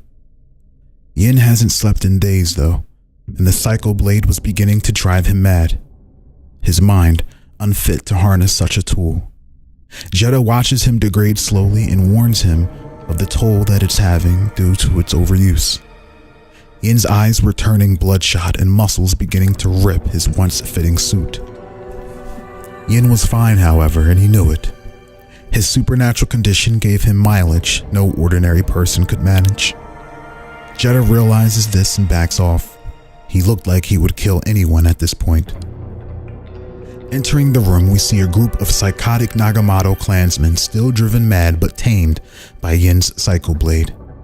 With them, they bring several of Haven's top crime bosses, some of which work directly for Dravko Mas. Yin approaches one and prepares to gash him open for control over his mind when suddenly, crashing through the wall of their headquarters comes a giant warcopter. Its propellers begin severing clansmen and furniture into two, spraying blood all over the walls. The copter begins to morph, bend, and fold in on itself until only Jace Beleren, the Collective, and Henri Gosselin remain standing as the warcopter takes the shape of Henri's interlocking armored weave. Henri stands to his feet, almost twice the size of his allies. The three of Jeremiah's enforcers return to handle Atlas's dirty work, and so they have come straight to the heart of the matter. We see Kali's nanobots surveilling an entire facility, giving away the Nagamoto's exact location. Jace Beleren steps forward while stowing away a book and holds his hand out. Jeremiah requests your presence, he says to Yin and Maxima Nagamoto. Yin looks fucking pissed at the destruction of his home, and we see crowds of psycho clansmen appear and get in front of him and Jeddah. Jace Beleren's eyes begin to glow blue when suddenly a psycho lunges at Yin but is swiftly cut down by Jeddah. Jace creates more telepathic links with his enemies and turns them against each other, as Henri Gosselin walks straight directly into the crowd of hostiles headed straight for Yin. Henri tanks through his enemies, wielding two hammers and swinging them with great finesse and fury. A psycho runs up with the shotgun and blasts him, only to have the side of his head crushed in. Kali walks calmly behind Henri, protected by his onslaught. Using swarms of Kali's cloud of metal nanobots, Henri forms large chunks of sharp debris that cut open and decapitate anyone who attempts to attack Kali behind him. Yin Nagamoto leaps over his own men and comes down heavy on Henri Gosselin with his fists, but it gets pushed off. Yin sends a barrage of kicks, but Henri takes them all to the face willingly, then captures his foot and throws him to the ground. Jeddah somersaults and lands behind Kali and then slashes at her, only to have her blade deflected by Henri and Kali's weaponized nanobot swarm. As if they had eyes behind their head, Jace Beleren's telepathic link gave them full battlefield awareness. Yin and Jeddah both slash at Henri's superior metal frame, proving to be incredibly ineffective. Even Jeddah's Psycho Blade is unable to place a scratch into the superior metal weave.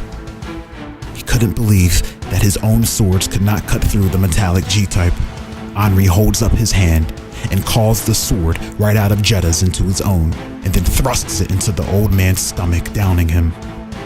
Nagamoto clansmen come rallying and mount a gun turret from the second floor balcony, but before they could begin to shoot, we see a cloud of nanobots swarm them and then infiltrate their lungs by way of the oxygen they breathe, immediately beginning to shred them up from the inside until blood comes gushing out of every orifice, dropping them dead. Jace Beleren steps up to Jeddah, looking down on the dying man. He pulls all of his memories out of his head and then snaps his fingers, triggering critical identity amnesia, robbing him of all the beautiful memories that typically flood your mind when you're on the verge of death and slipping into the abyss.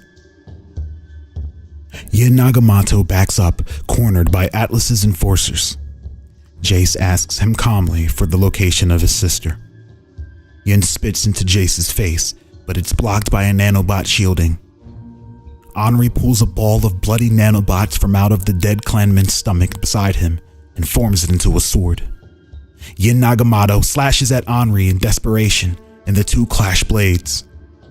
Henri causes the Psycho Blade to wrap around both of Yin's own wrists. Then he uppercuts him onto his back and holds him in place by manipulating the iron in his blood.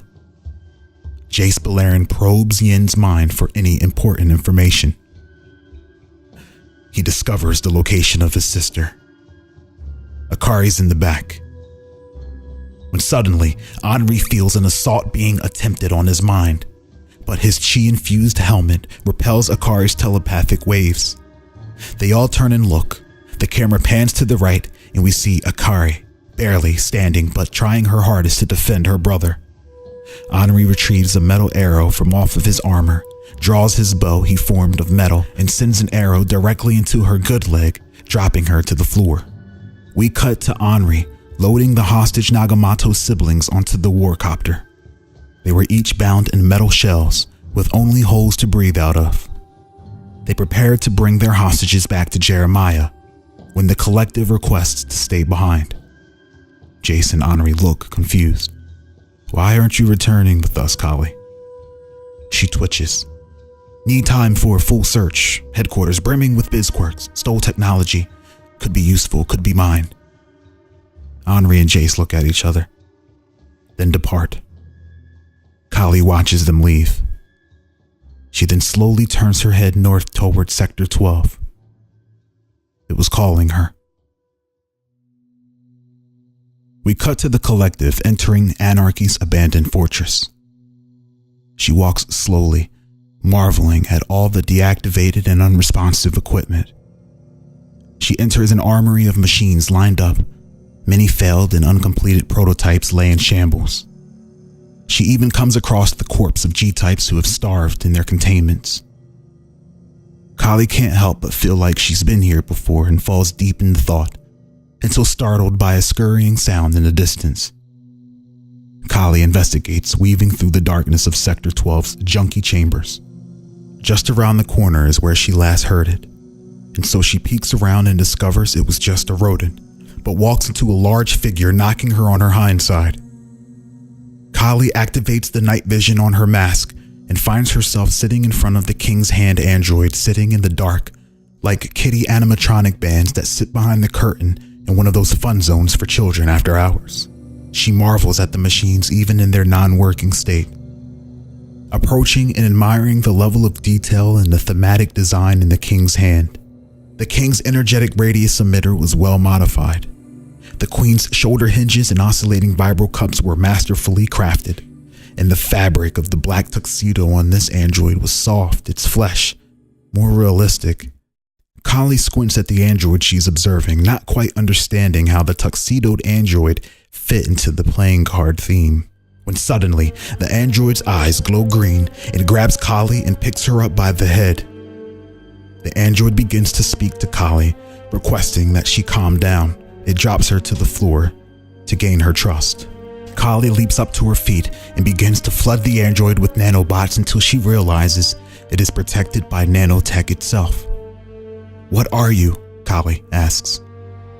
The android responds calmly. "I am Carl 5. The important question is, who are you?" As soon as he says that, his face opens up and displays a multitude of codes and glyphs that triggers information in Kali's head, unlocking information that wasn't there prior. Kali stumbles back, speechless from all of the data she's processing. Carl's face closes, and he watches his sister have a conniption over the data. Kali is flooded with her origin and purpose. Her brother, Carl 5, holds his hand out and tells her to come, so they can fulfill their true purpose. Kali disengages from Jace's telepathic link in order to go dark, and without hesitation takes Carl's hand. Carl 5 and Kali 5 walk deeper into Sector 12, hand in hand.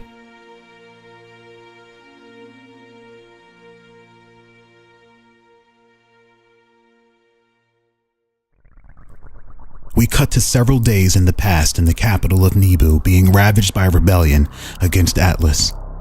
Upon the ritual pyramid built for the succession of Nuad, we see Deftude standing before the altar where Namen Rez's baby sits prepared to become the new living vessel for Nuad's soul. A ritual so powerful it would rip Nuad from its entrapment in the abyss and bring him home to where he belongs. Deftude, with his hands raised, surrounded by his hooded peers, chants the old necrofiend tongue of the dead. Through binoculars, we see Jeremiah Oliver from the future, watching his past self from afar, disgusted by his decision to assist the Deadites. He leans over and whispers to Ivan, "There I am right there. Whatever happens, just make sure I can get my phone first, okay?" Ivan ignores him. He and everyone else were far too concerned with their ultimate objective, and that was changing the past and retrieving baby X, Nam's child, so that Nuad could never grow into a monster that he was supposed to become. time was of the essence. However, due to Selena's enchantments, she was not only able to make it so Rez could bring more people back into the past using the fist, but she bolstered the fist, so much so that it gave them far more time than they would usually have to rewrite history. What mattered the most to Selena was making it so that she never lost her body to that plebe, Iglis, whom she kept locked in her amulet. Selena sprints toward her past self and finds her going toe-to-toe with Omni Almighty on the steps of the pyramid. Selena screams at her past self to protect the amulet of plebe souls. Past Selena sees her less natural-looking counterpart, but can sense it as herself, and is at a loss of words. She looks down and discovers that her amulet has already been cracked from her skirmish with Omni Almighty, who was fast approaching. Selena sees this and begins to create an enchanted stasis field around the amulet, but before she could, Omni Almighty entraps both Selenas in their own separate Omni boxes and launches them off the pyramid. Selena flies through the air in a box of maximum power, unable to escape or avoid step through due to its strange maximum properties isolated from the normal rules of time and space, which leaves her with no choice but to escape into the void, a realm that knows no time. Selena does not consider the effects this could have on time itself, but she steps into the void and then out of the void back into the world, hoping to find herself still in the past and free from the cube. However, she does not. On both fronts. Deftude continues to chant, reaching the climax of the ritual. Jeremiah from the past is suddenly grabbed from behind by android guards and pulled away from the ritual, his mouth covered. Future Jeremiah tells him to calm down and mugs him for his cell phone and rushes to dial his vice president to warn her of the impending Nagamoto invasion to save his company, as well as a future headache. But as soon as the vice president picks up the phone, we hear her get mangled and impaled upon the blade. Jeremiah shouts, "Hello? Hello?" Yet Nagamoto gets on the phone and tells him that the Nagamotos own Haven now, then hangs up. Fuck! Jeremiah, in anger, tosses the phone off the pyramid and curses when suddenly he is bound by Deftude's black chains and surrounded by masked men. Deftude stops chanting and begins laughing. It was all an act. He turns to Jeremiah, then looks outward to his hidden allies and speaks to them all. "We've been expecting you all to arrive. You can come out." Ivan, Rez, Nam, they all stay hidden in their enchanted cloaks. Dravko Maz comes out of hiding, cracking his knuckles. "Well, that's great. The faster we can get to this ass whooping, the better." Arod also reveals himself. Deftude smiles. "That's not all of you." He grabs Nam's baby off of the altar and holds a necro dagger to its neck. Nam Ki and Rezanak both come out of hiding. Instantly, they shoot each other a look. Ah, there are the parents. Our family is reunited once again. Deftude applauds them for the tenacity, but reminds them that he is always 59 steps ahead. Deftude looks at Nam. Poor Nam Ki. Used up and discarded, did you think you had more meaningful purpose outside of birthing a god? Why so much anger toward me? Unlike the instigator, I allowed you to fulfill what you were created for. Why pretend and play house? Cycle after cycle, you should be able to die tonight and feel you have contributed to a grand scheme. These cutting words would have triggered Nam in the past, but with her emotions and demons sorted and isolated within her mind, confined by the sacred cards, Nam keeps her composure. Deftude then looks at Rezanak, who is barely holding himself together, the anger in him building just at the mere sight of Deftude, let alone how he's talking to Nam Ki. You've gone through all the hard work of melding with the Emperor's arm, you may as well commit. We know what the fist is capable of, but do you all? Rezanak is processing the change in events. How did Deftude know they were going to attempt to change this particular point in time?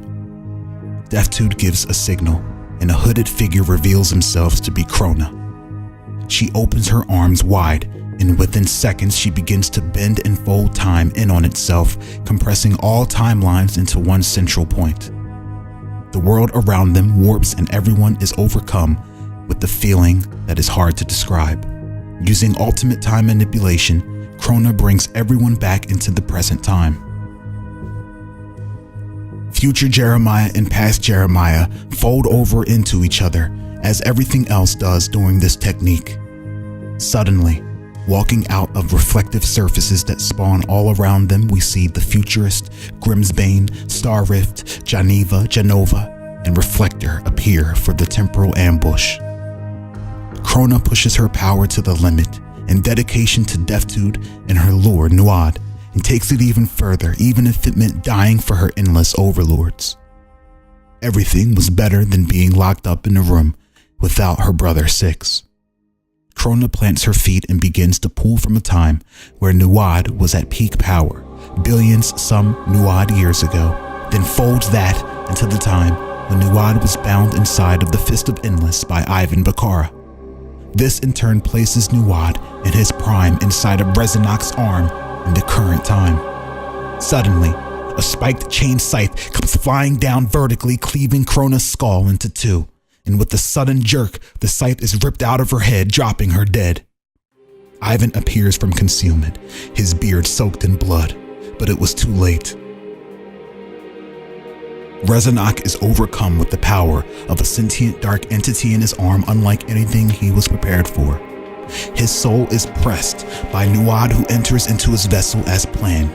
However, Nuad was far more powerful than he or Ivan could imagine.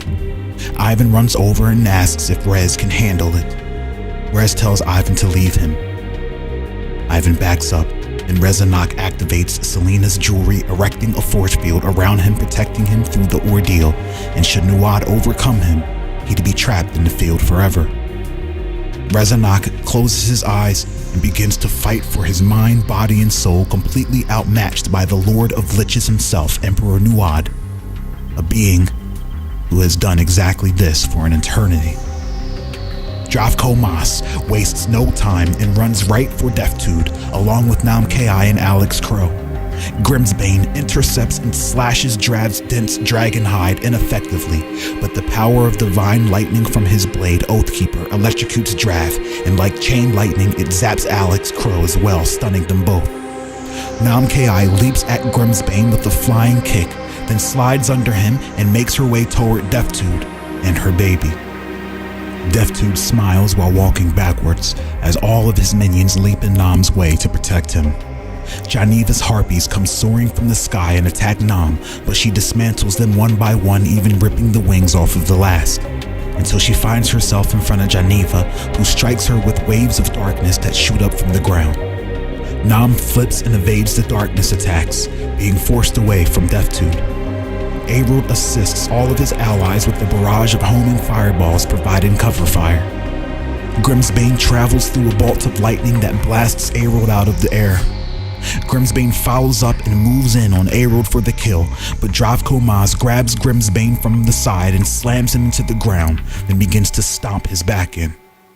We cut to Janova and Reflector observing the force field surrounding Rezanok, trying to figure out how to penetrate its walls. Reflector turns the ground from under Rez into a reflective surface perfect for entry, when suddenly, Ivan comes swinging chained Kasarigamas, we'll call them sights for now, on both arms, each one animated, moving by its own free will. Janova evades with nimble finesse, but Reflector has had his leg severed right off and drops to the ground. Ivan lands, and like a tornado of razor-sharp blades, he begins running toward Reflector for the kill. Reflector holds up his gauntlet stolen from Anarchy's fortress and calls reinforcements as a large mirror portal opens up and out comes a Wraith Chimera. But within seconds, it becomes unresponsive and falls to the ground, useless. Ivan launches his scythe into Reflector's stomach and drags him closer, then with a hidden knife in his boot, kicks it into Reflector's head, killing him dead. Janova can't get a moment to breathe as the animated chain scythes chase him relentlessly. One slip-up could spell death. Janova begins to flee, until Ivan appears right in front of him and goes to slash him with the ninja scythe, but Janova steals the scythe and goes to stab Ivan, but ends up plunging the scythe into his own throat. The animated scythe begins laughing, and Ivan begins laughing with it. Another man's trash is another man's cause of death. Ivan then unleashes spirits upon Genova as they possess all of his clothing and every item in his pocket. Valuables filled with sentient life forces begin to flee his pockets and jump right into Ivan's satchels and belt loops. Ivan then calls back his sight as blood gushes out from Genova's neck, falling dead. Grimsbane rolls out from under Drav's assault, and with the power of Oathkeeper, zaps Geneva's dead harpies with divine lightning, resurrecting them. The harpies, filled with new life, immediately rush Dravko until he begins to spew up globs of acid, melting all three of them. Nam reaches Geneva, who we see fully bound in her lightning necro armor, and the two engage in battle. Geneva shouts out, "You are unfit to chaperone the Emperor." Nam doesn't disagree, but Nam trusts her own instincts and believes there's a deeper reason why she kept the memory of her son intact, as if leading a trail to other meaningful memories. Nam finds it almost impossible to get past Geneva's darkness and relies on Alex Crow, whom we see sneaking up from behind her. Once he does, he digs his sharp demonic claws into her head and begins gouging her eyes out while basking in euphoric ecstasy from her wailing cries. Geneva, unable to shake Alex's demonic strength, calls for help from her harpies, but is instead met with the devastating blow to the body by Drav, shattering her ribs and armor, followed by Alex ripping her head off. We cut to Rezanok on his knees, battling with the ancient darkness that is Nuad within his own vessel. Nuad, too proud, too high to speak to the insect, begins to overwhelm Rezanok and take control over his body without saying a word. On the outside, Ivan watches Rez's body tremble and twitch, debating whether or not he needs to intervene, but he holds off, trusting in Rezanok's willpower. Rezanok has struggled all his life for control over his mind. He had much to die for. His love for Nam, his son, Baby X. Rez's eyes begin to glow with red flame, as does his soul begin to glow with the flame of the Elanthier Phoenix, bolstering Rezanok and becoming a concern to Nuad, who begins losing grip and dominance over Rez's soul, unable to displace it. Ivan steps back as Rezanok's wraith-like body begins to glow hot red, and his black skeletal frame begins to smoke. Deathsuit holds Baby X hostage in his arms and backs up towards Starrift's side, who is standing calmly watching the battle unfold with serenity unconscious over his shoulder. Arold, Alex, Nam, and Drav approach them slowly. Nam demands Deathsuit hand over Baby X, to which Deathsuit begins laughing at her, when suddenly Mistress Scorn teleports beside Nam with Baby X in her arms and hands him over to Nam. Deathsuit looks down, only to find the baby has been lifted from his grasp by a traitor, Scorn. Deathsuit looks at Starrift and demands he show him and Nuad how loyal he and Raylagar are to the Necrofiends. Starrift sets his golden eyes on his enemies and begins running toward them. Deathsuit then tells Grimsbane that his father Pargygus would have never been laying helpless on the battlefield. Grimsbane pulls himself to his feet and uses the White Arch to charge up a scroll that heals his wounds entirely, then jumps back into the fray. Dravko leaps in front of his allies and takes on Starrift, and Grimsbane swings at Dravko, but he parries it with his dragon-plated forearm and chops Grimsbane in the neck, then roundhouse kicks him. Starrift lunges in with the combo that lands true, then Drav returns his own. Nam-Ki flips over Drav and comes down heavy on Grim's head with her metal bangles, stunning him. Dravko hammer fists Grimsbane but misses, leaving himself open for Grimsbane, who unleashes Lightning Stab, triggering a sword-shaped beam of lightning to fly out of the ground below Dravko, impaling him. Drav feels the tingling inside and goes completely numb, but with unrivaled endurance, he pushes forward and grabs Grimsbane, who has underestimated his durability. Drav squeezes and crushes Grimsbane's throat, then drops him to the ground, only to send a knee that decimates his face, killing him on contact.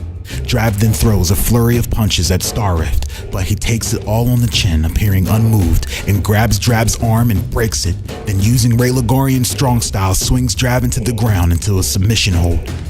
Starrift absorbs all of the death energy in Nebu into his fist of anarchy and punches Drav deeper into the ground, creating a crater roughly the size of his entire body.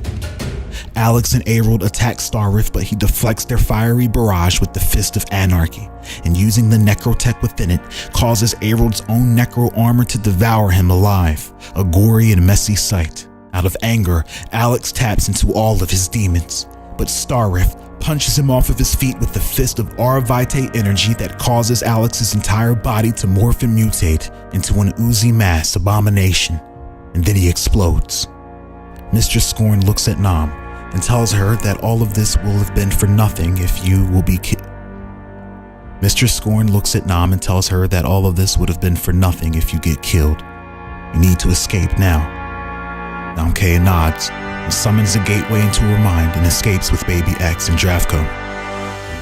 Starrift gets there a second late, missing with his attack. He then swings at Scorn, but she blinks away out of sight. Starrift turns to Ivan, who is guarding Rezanok. He tells Ivan that he will make sure he is gone for good. Ivan frowns. Then you don't know who you're dealing with. Don't make the same mistake your friends did. Starrift charges at Ivan when suddenly, Epony appears from the very ground he treads on in the form of Rots and holds him at bay. Then Ryusai Ali speeds into frame with a glowing sword and plunges it into Starrift's belly, leaving him stunned by the element of surprise. Ali then runs circles around him, wrapping him in a bubble wrap within seconds, followed by R-Type X, who comes flying from above with a fist full of blue energy, hitting Starrift like a Mack truck, causing every bubble of the bubble wrap to explode with energy. The explosion tosses Starrift backwards, sending him rolling over by Deftude's feet. R-Type X, Epony, and Ali stand in a dramatic pose as the Gokin arrived to take care of the Endless and get answers. Well, you disappear and come back with a little family, huh? Ali turns around and begins to flame Ivan. Boy, you look like a mascot for a cereal called Hobo Chris. Oh, snap. Oh, the live chat in Ali's stream is littered with laughy face emojis as they boost her. I bet your mutation is underpass manipulation, boy. R-Type grabs Ali's head and faces it toward their current enemy. Focus, Ali, and do what we planned. R-Type gives the signal, and from above, Cervantes fires a barrage of cannonballs that bombard Deftude and Starrift with explosive destruction. Starrift evades and deflects all incoming attacks, completely protecting Deftude. R-Type energy dashes through the flames and begins fighting hand-to-hand with Starrift, soon after joined by Epony, who teleports all around his flank. With all of the knowledge kept from their last encounter, R-Type X effortlessly parries, evades, and counters every punch Starrift throws. Epony strikes with the force of several earthquakes as they both move clockwise and counterclockwise around Starrift during their dance of dueling lovers, a technique where, without much being said between the two, Epony initiates complex, combative tactics in synergy with the dragon R-Type X, in which they both rush their target in sync and seamlessly like a dance. Epony sends one final strike filled with the power of planets, mighty boulders, and a dozen earthquakes into his back as R-Type simultaneously strikes with the fist of kinetic energy square into his chest, causing a large energetic explosion. Starrift attempts to absorb it, but is unable to as R-Type X begins to channel Saoirse's Aura Vitae from his fitted hat of golden energy. It far surpassed the Trinity Vitae and in turn completely engulfs Starrift with golden radiance. Starrift was stunned within the blazing kinetic energy stasis, helpless. Epony detects the perfect opportunity through the eyes of Gaia and performs 3 rapid dance movements, activating her Jirai Jutsu, which increases gravity all around, making Starrift 10 times heavier, keeping him in place as Ali prepares to perform the technique she perfected during R-Type's training. Turbo Butterfly, menacing Ali. She tilts her hilt and her blade Yggdrasil begins to glow. However, young and daring, Ali instead calls an audible in their scheme and attempts to try her new favorite and flashy technique. Besides, Cervantes' luck shines upon her favorite Gamma Tuber. We see Cervantes watching through a telescope, supporting her with luck from afar. Just by betting on her with her fellow pirates, she boosts her luck. She bets several Bizquirks that her little homie lands the technique, but she also secretly bets 100 Bizquirks that R-Type is going to be pissed. Ali poses for the life dock and shouts, "Young brats!" throwing up pirate gang signs learned from Ageha, and then she begins to spin so fast she creates a whirlwind as powerful as the winds under a dragon's wings. Allie's speed infinium allows her to use the airflow around her to regulate strong razor-sharp vortexes as she comes slicing toward a stunned Star Rift. Deathtude opens a black hole in the sky, and leaping out of it we see his untamed gamma monster Illuman grab onto Cervantes' ship and begins to make its way onto the deck. Cervantes becomes distracted by the blue fiend, and Allie becomes a little less lucky. Allie makes the mistake she thought she'd never make again and fumbles the technique, sending her off the path and falling short. To make up for Allie's fumble and capitalize on their maneuver, Epony is forced to move in for a Systema death blow when suddenly Star Rift sidesteps, leaving her open, and with a glowing anarchy fist filled with energy absorbed from the Godfinger cannon, Star Rift decimates Epony, blowing her head and shoulders clear off of her torso. Her remnants and body matter turns into seeds, and the ground begins to grow with green where it lands. It begins to storm violently, as if nature angrily wept over Epony's demise. Cervantes de Ageha and her pirates fend off the dimensional fiend Illuman, using everything that they learned from what they dubbed Ninja School, allowing them to stand and survive under the leadership of Ageha, who we see running, rolling, and diving while firing her gun. She was just too damn clever for Illuman, who was having a hard time getting a true grasp of the situation he was in, as reality bends to her will. Illuman finally gets a hold of Cervantes and plunges his hand straight into her chest and pulls out her heart, wringing it tight, and then with his other hand grabs her head and realizes he's murdering a mop, and his hand is lodged into the rear of a large roasted pork lump. Cervantes peeks out from over a barrel and shoots a canister of rum that bursts and sprays Illuman when suddenly lightning strikes Illuman to the core, setting him ablaze and hurling him over the ship. Allie watches Epony's legs laying in the grass, and she drops her sword. R-Type knows that he must remain strong and demonstrate to Allie how to press on. R-Type locks eyes with Star Rift, who has used the last of his strength. Before R-Type could move in, Star Rift blinds and stuns R-Type with the bright Vitae energy, then leaps up into the air and grabs hold of a rope ladder. A large ship from his fleet pulls him up and takes him away. Ivan laughs at Allie's grave mistake. I guess it's hobo crisps for your dead friend from now on, eh? Allie begins to look at her hands and feels unworthy to wield Yggdrasil. Deathtude looks around. No allies of his in sight that are alive, at least. R-Type begins walking toward him, but not as a threat. R-Type is the only Havenite to realize his existence is far beyond what he could currently understand, and that knowledge is the only way he could protect those he cared for. His loved ones died many cycles before, chasing power. If he was going to escape the cycle, he needed to speak to its overlord. R-Type pulls down his mask. I know you are more than you seem, maybe even my creator. I know you are aware of what I'm capable of. Deathtude says nothing. Rezanok's body stops trembling. The force field around him dissipates. Sensing only one life force in Rez's vessel, Ivan readies his weapons. Rezanok, is that you, boy? Rezanok's eyes begin to glow red.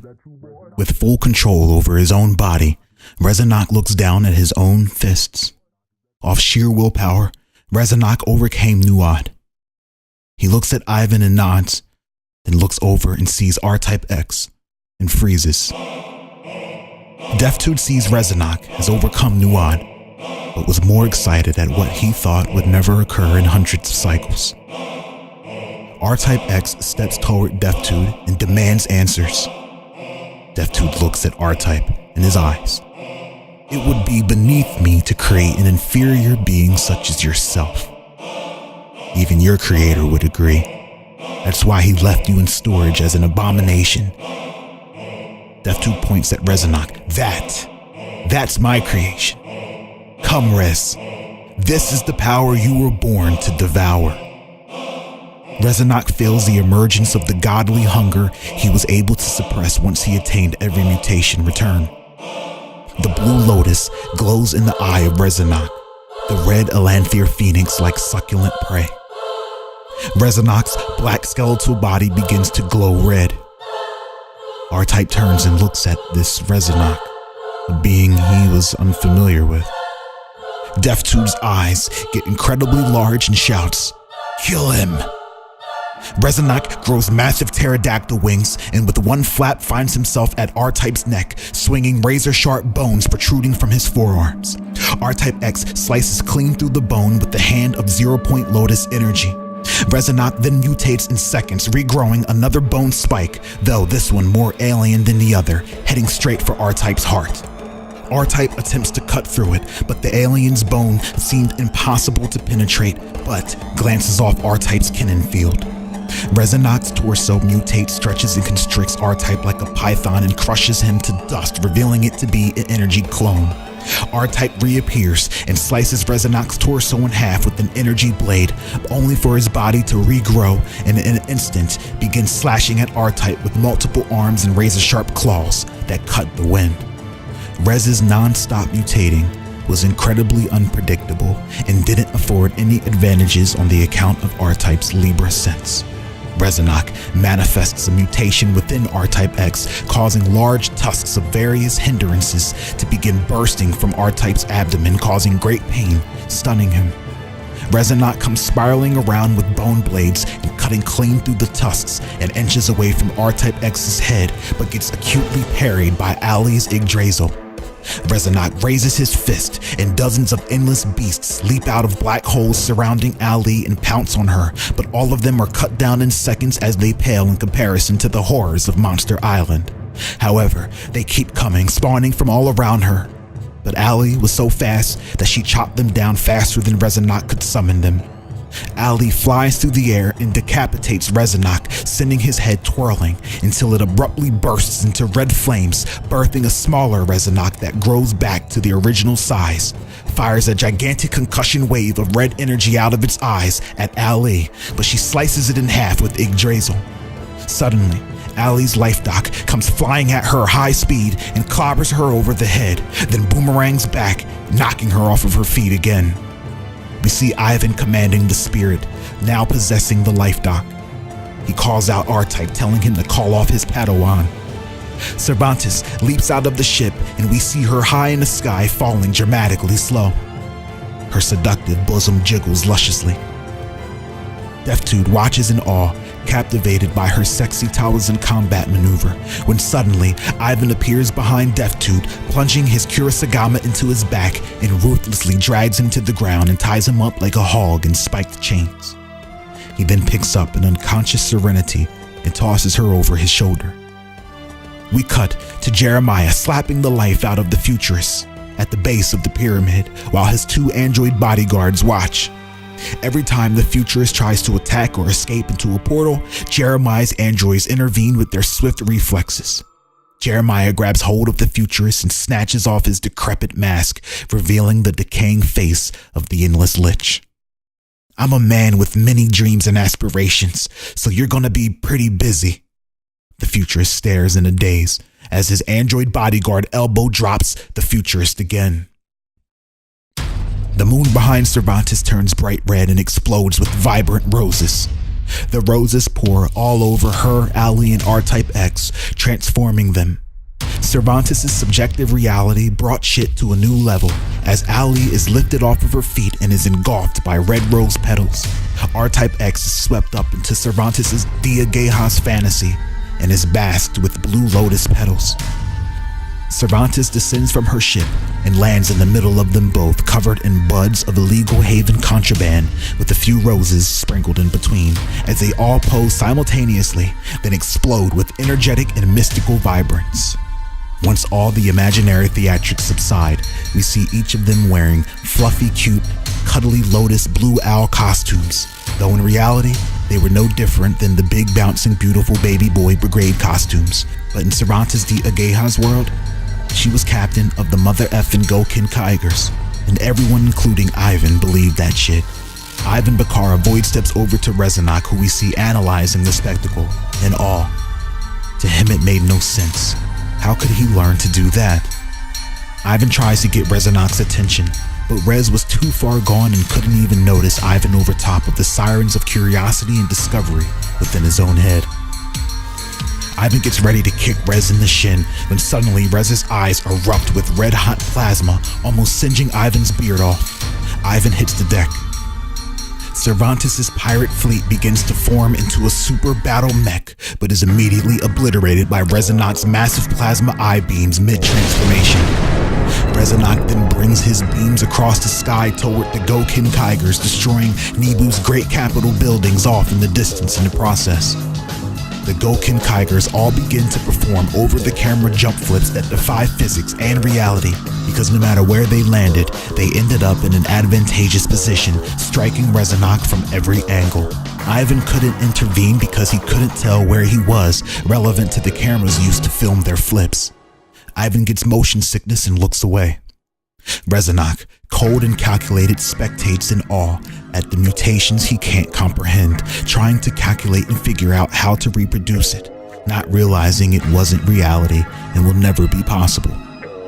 Meanwhile, R-Type X is charging up 0-point Lotus energy within his fingers. Ali comes sprinting in zigzag formation with her sword, ready when she runs by R-Type, bringing her battle blade across his fingers, igniting it with his power, and she slices into Rez's charcoal ribcage, but not entirely through him. Ali's supernatural dimensional cutter dices through every Rezanok that exists in parallel universes except for this one, part due to him being anchored to the dimension. Ali looks up at Rez, who we see stunned, her blade lodged deep into him. He looks at her slow, and his eyes begin to glow red, ready to blast her away, when he suddenly sees behind Ali, Nam-Ki holding baby X. Despite his current situation, now more than ever before, Rezanok felt alive. Tears would have rolled down his face if he had one. Rez thinks about what he has become in absence of Nam, and love provided him a moment of clarity. Nam pulls out a card that she created herself with illustrations of how she remembered Rezanok, Rez's true identity. On it, we see a red alien with phoenix symbolism and imagery. Nam channels the cards and pulls Rezanok's conscious into it, leaving the monstrous persona of Deftude's lab experiment behind. Ali twists the hilt of Yggdrasil, reigniting it with explosive 0-point Lotus power, and with the speed Infinium, she spins 777 times and then leaps directly up, slicing vertically through Rezanok's Wraith vessel, leaving his remnants cut clean, falling to the ground in a black heap of abyssal brimstone. Ali then looks at Ivan, points her sword and tells him to subscribe and hit the notification bell. Ivan grins and steps backward into the void and reappears with Serenity in his arms beside Deftude, who is still bound up and impaled upon his ninja scythe. We then see Jeremiah approaching with the Futurist, who we see beaten and battered in a submissive posture. Jeremiah commands the Futurist to pick up Deftude, and under the cursed hand's command, the Futurist does as he is told. Deftude shouts to Futurist, "Put me down, traitor!" Jeremiah tells the Futurist to shut him up, and so the Futurist summons black dream chains around Deftude's head, silencing him. Jeremiah gets a video call and is given good news about the hostage Nagamatos. We see video footage of Yin and Akari being held up in place by iron in their blood like puppets on ornery strings. Jeremiah looks forward to hearing the siblings squeal at the same time during the interrogation. They spoke so strange, oddly taking turns as if one person did the speaking for both of them. Jeremiah sets up a next-day wire transfer of 2 Zarkons to his loyal and reliable mercenaries and tells them to make sure that the Nagamatos' hands are washed before he gets there. Then he ends the call. Ivan walks into the void with Serenity. Jeremiah and the others follow. R-Type X limps over to Ebony's place of death and places his hands on the grass. For the first time, he felt real-life energy in the planet below him. Ebony wasn't dead. In fact, she was more alive than ever, and the same could be said for the planet. Ebony found the path to the Protagonoi, and the planet that was once artificial code has now started to become a true, natural, living and breathing planet. R-Type feels Epony's heartbeat. Allie and Cervantes arrive by his side, all three placing their hands on the planet to feel its heartbeat as well. Meanwhile, back in the labs of Haven Gate Center, we see Selena suspended above a slumbering Omnimus, relentlessly trying to escape the multi-dimensional Omni cages created by Omnimus from the past. Enchil explains to Ardrek that due to the Omnimus's omnipotent dimensional power capable of spanning across timelines and this mysterious, beautiful blonde stranger attempting to cross dimensions, she has indirectly triggered a severe temporal anomaly, in turn spawning aberrant versions of herself unhinged from the fabric that holds this realm together. Foreign to the tank's computer code, you know? Ardrek respects Enchil's scientific theory of what was happening, though Ardrek had a different take on what was unfolding. Prodigy Inc. had devoted lifetimes of research on the temporal sciences and have come to Haven to warn the renowned Tempest that his magic tricks would be the world's undoing, but it turns out it wasn't Tempest at all. The three watch several odd, slender beings resembling Selena, but with disturbingly warped and grotesque features, begin to climb through tears in time and space. They then easily begin to phase through the Omni cages.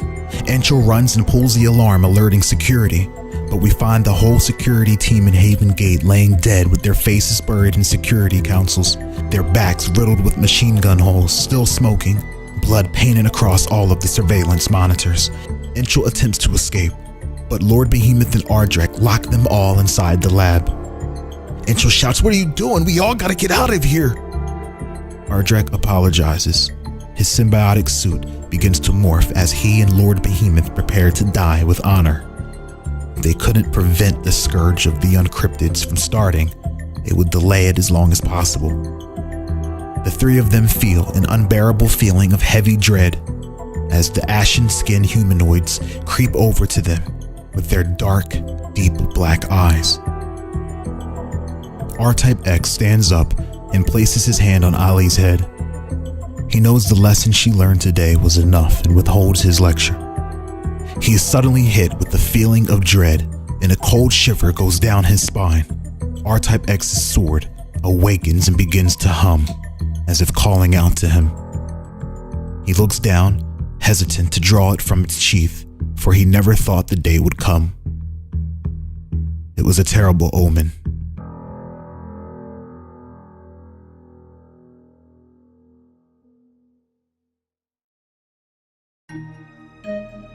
Yaga Makai stands on the highest mountain of Sapathra, watching his Nebi people relish in their new lives, free from the darkness, untethered from the tank's matrix. Yaga-born, basking in Mama Yaga's promised land. Mama Yaga is grateful for her champion's victory and makes him ruler of Sapathra over her children. She directs Yaga Makai to take everything they created together and traverse to another star system away from the necrofiends in the void. Yaga Makai was confused. Wait, I thought we would free the others from the tank after we saved our own people. Mama Yaga tells him the inhabitants of the ugly city are far too corrupt for saving and they cannot be redeemed.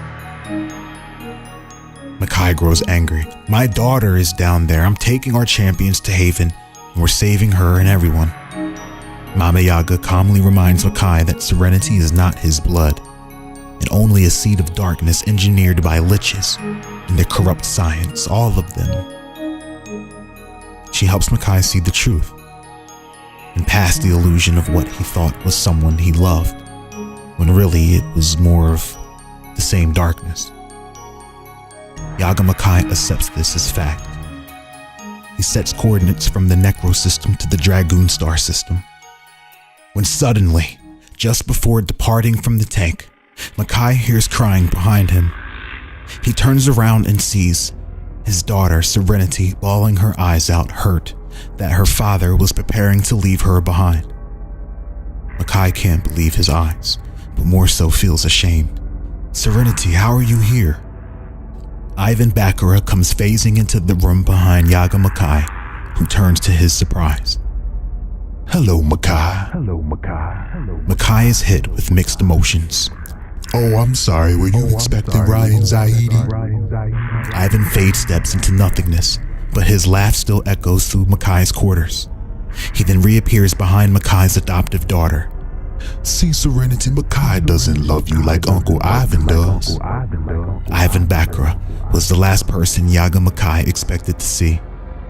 Makai is forced to think back to darker and lower times of his life the moment he saw Ivan's eyes. It's been a while, Makai, or should I say Beast King. Any other alternative aliases you have tucked inside of those sexy dreadlocks? You'll regret coming here, Ivan. Yaga Makai holds up his hand and summons the sword of Yaga in preparation to vanquish Ivan for good. No, I came to the right place, Yaga Makai. The contract. Don't you remember? Yaga Makai smiles. I am beyond life and death, Ivan. Mama Yaga has... Don't go bringing our mamas into this. We had a deal. Rules are rules. No one is beyond those, Beast King. Ivan summons the contract into his hands. A friend of mine is great with contracts. I told him I felt bamboozled. He gave me some good legal advice. What Ivan meant by legal advice was the exploitation of a critical loophole pointed out by Lectern. It was created once Yaga Makai chose to die in the light over the void. You made a lot, Makai. Continents, Nibu heroes. I'd hate for it all to go to waste. I think I'll just feed them all to my hounds. Yaga Makai readies his sword and sprints toward Ivan, but Ivan invokes the penalties of the contract. Its writing glows red while burning the parchment. Suddenly, the spirits of the slain Kusarigama clansmen who killed Ivan's mother when he was just a child are summoned around Makai.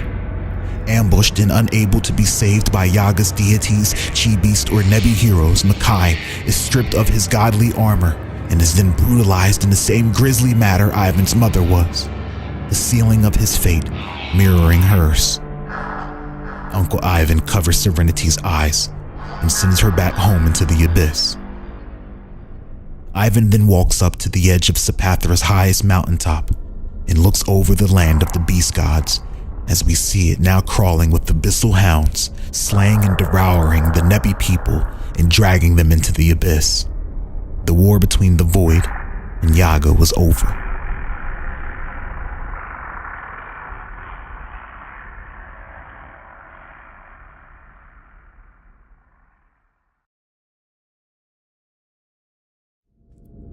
Starrift lays battered and nearly dead in the quarters of his ship. Raylegarian doctors come to his aid and nurse him to health. Not everything went as planned today, he thinks. His allies, Reflector and Genova, dead and gone. His alliance with the Necrofiends likely exhausted. If there is anything he was grateful for, it was the weapon of mass destruction fixed onto his arm, the Fist of Anarchy, and the aura of the Trinity Vitae in his heart, soul, and mind. It was more than enough to rule Raylegar, which is exactly where Starrift was fleeing back to. Suddenly, we hear a loud crash outside of the deck of the ship that sounded like a cannonball crashed into the vessel. Starrift sits up in his bed and tries to listen out for the commotion. The fist begins to stir and light up, and then in a split second, the fist jets into another direction, snatching Starrift out of his bed and through several walls of his ship until he finds himself dangling in the air in a cloud of nanobots that have found themselves inside of the fist attaching to Starrift's arm. Starrift looks down and sees Carl 5, the large tuxedoed android carrying with him a body over his shoulder. Standing beside him, we see the Collective. All around them are Starrift's dead Raylegarian ship crew, all with exploded stomachs, bleeding orifices covered in crawling nanobots. The Collective waves her jagged and sharp gauntlet, triggering the nanobots to carve out Starrift's arm from the fist, leaving him to plummet to the ground below in pain. The fist hovers in front of Carl 5, who then takes the body of the young android man on his shoulder and props him upward so that he's standing. Carl 5 then walks up to the Collective and presses several codes on the back of her head, and retrieves a collective of data that she has amassed since Anarchy created her. Carl 5 then inserts the data into the android, flooding its mainframe with all of Anarchy 12's memories and backup data should the day arrive that his original self goes offline. Once the data finishes merging, Anarchy 12 opens his eyes and slowly attaches the fist of Anarchy to his arm. Anarchy looks at Carl 5.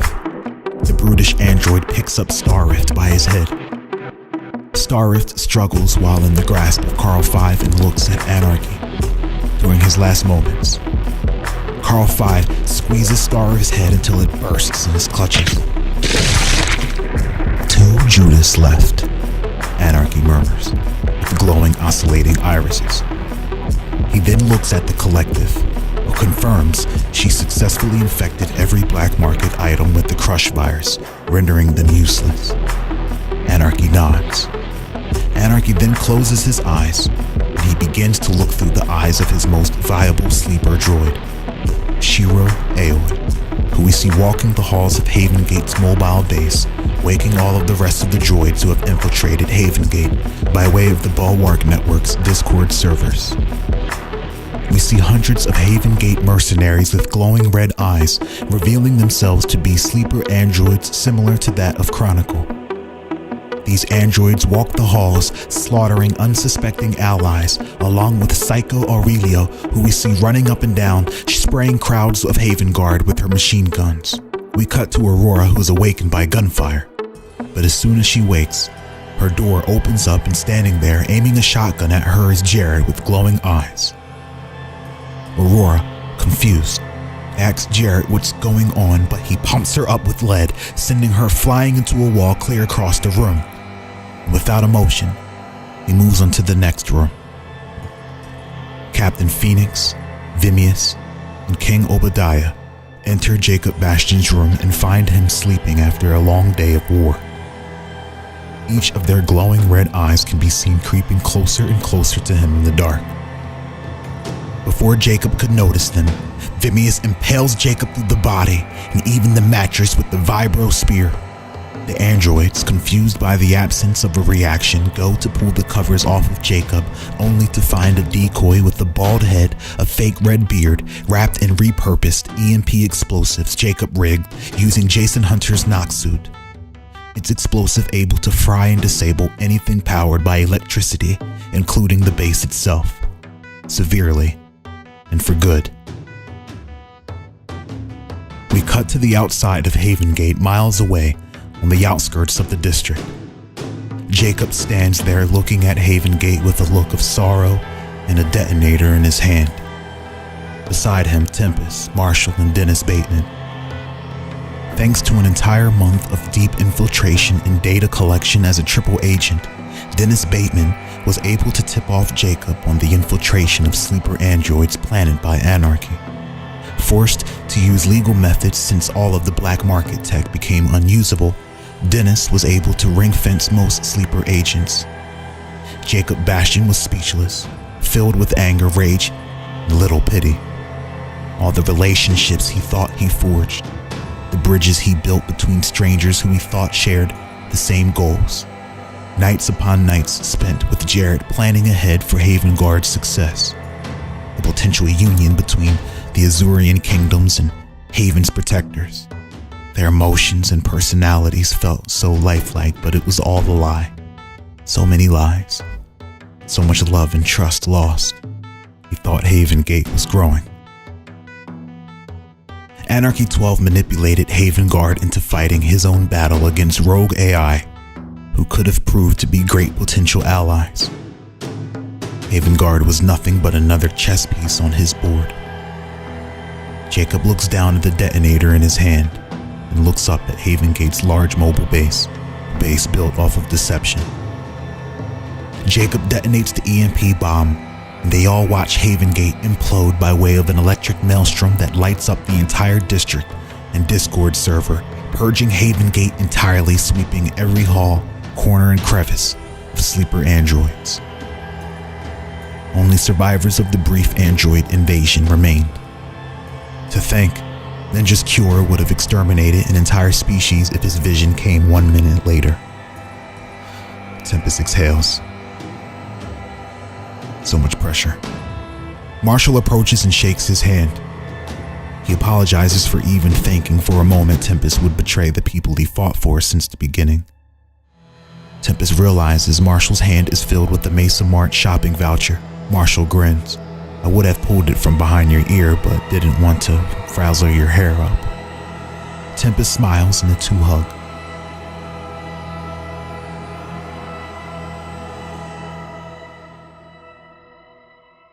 Suddenly, a sleeper android approaches from behind them. It was the man they suspect to be another unoriginal sleeper created to share Tempest's spotlight in the eyes of the people, Troy Powers. With glowing red eyes, his chest opens up, revealing a screen, broadcasting a live feed of Anarchy 12 sitting back in his chair. The Alpha is back.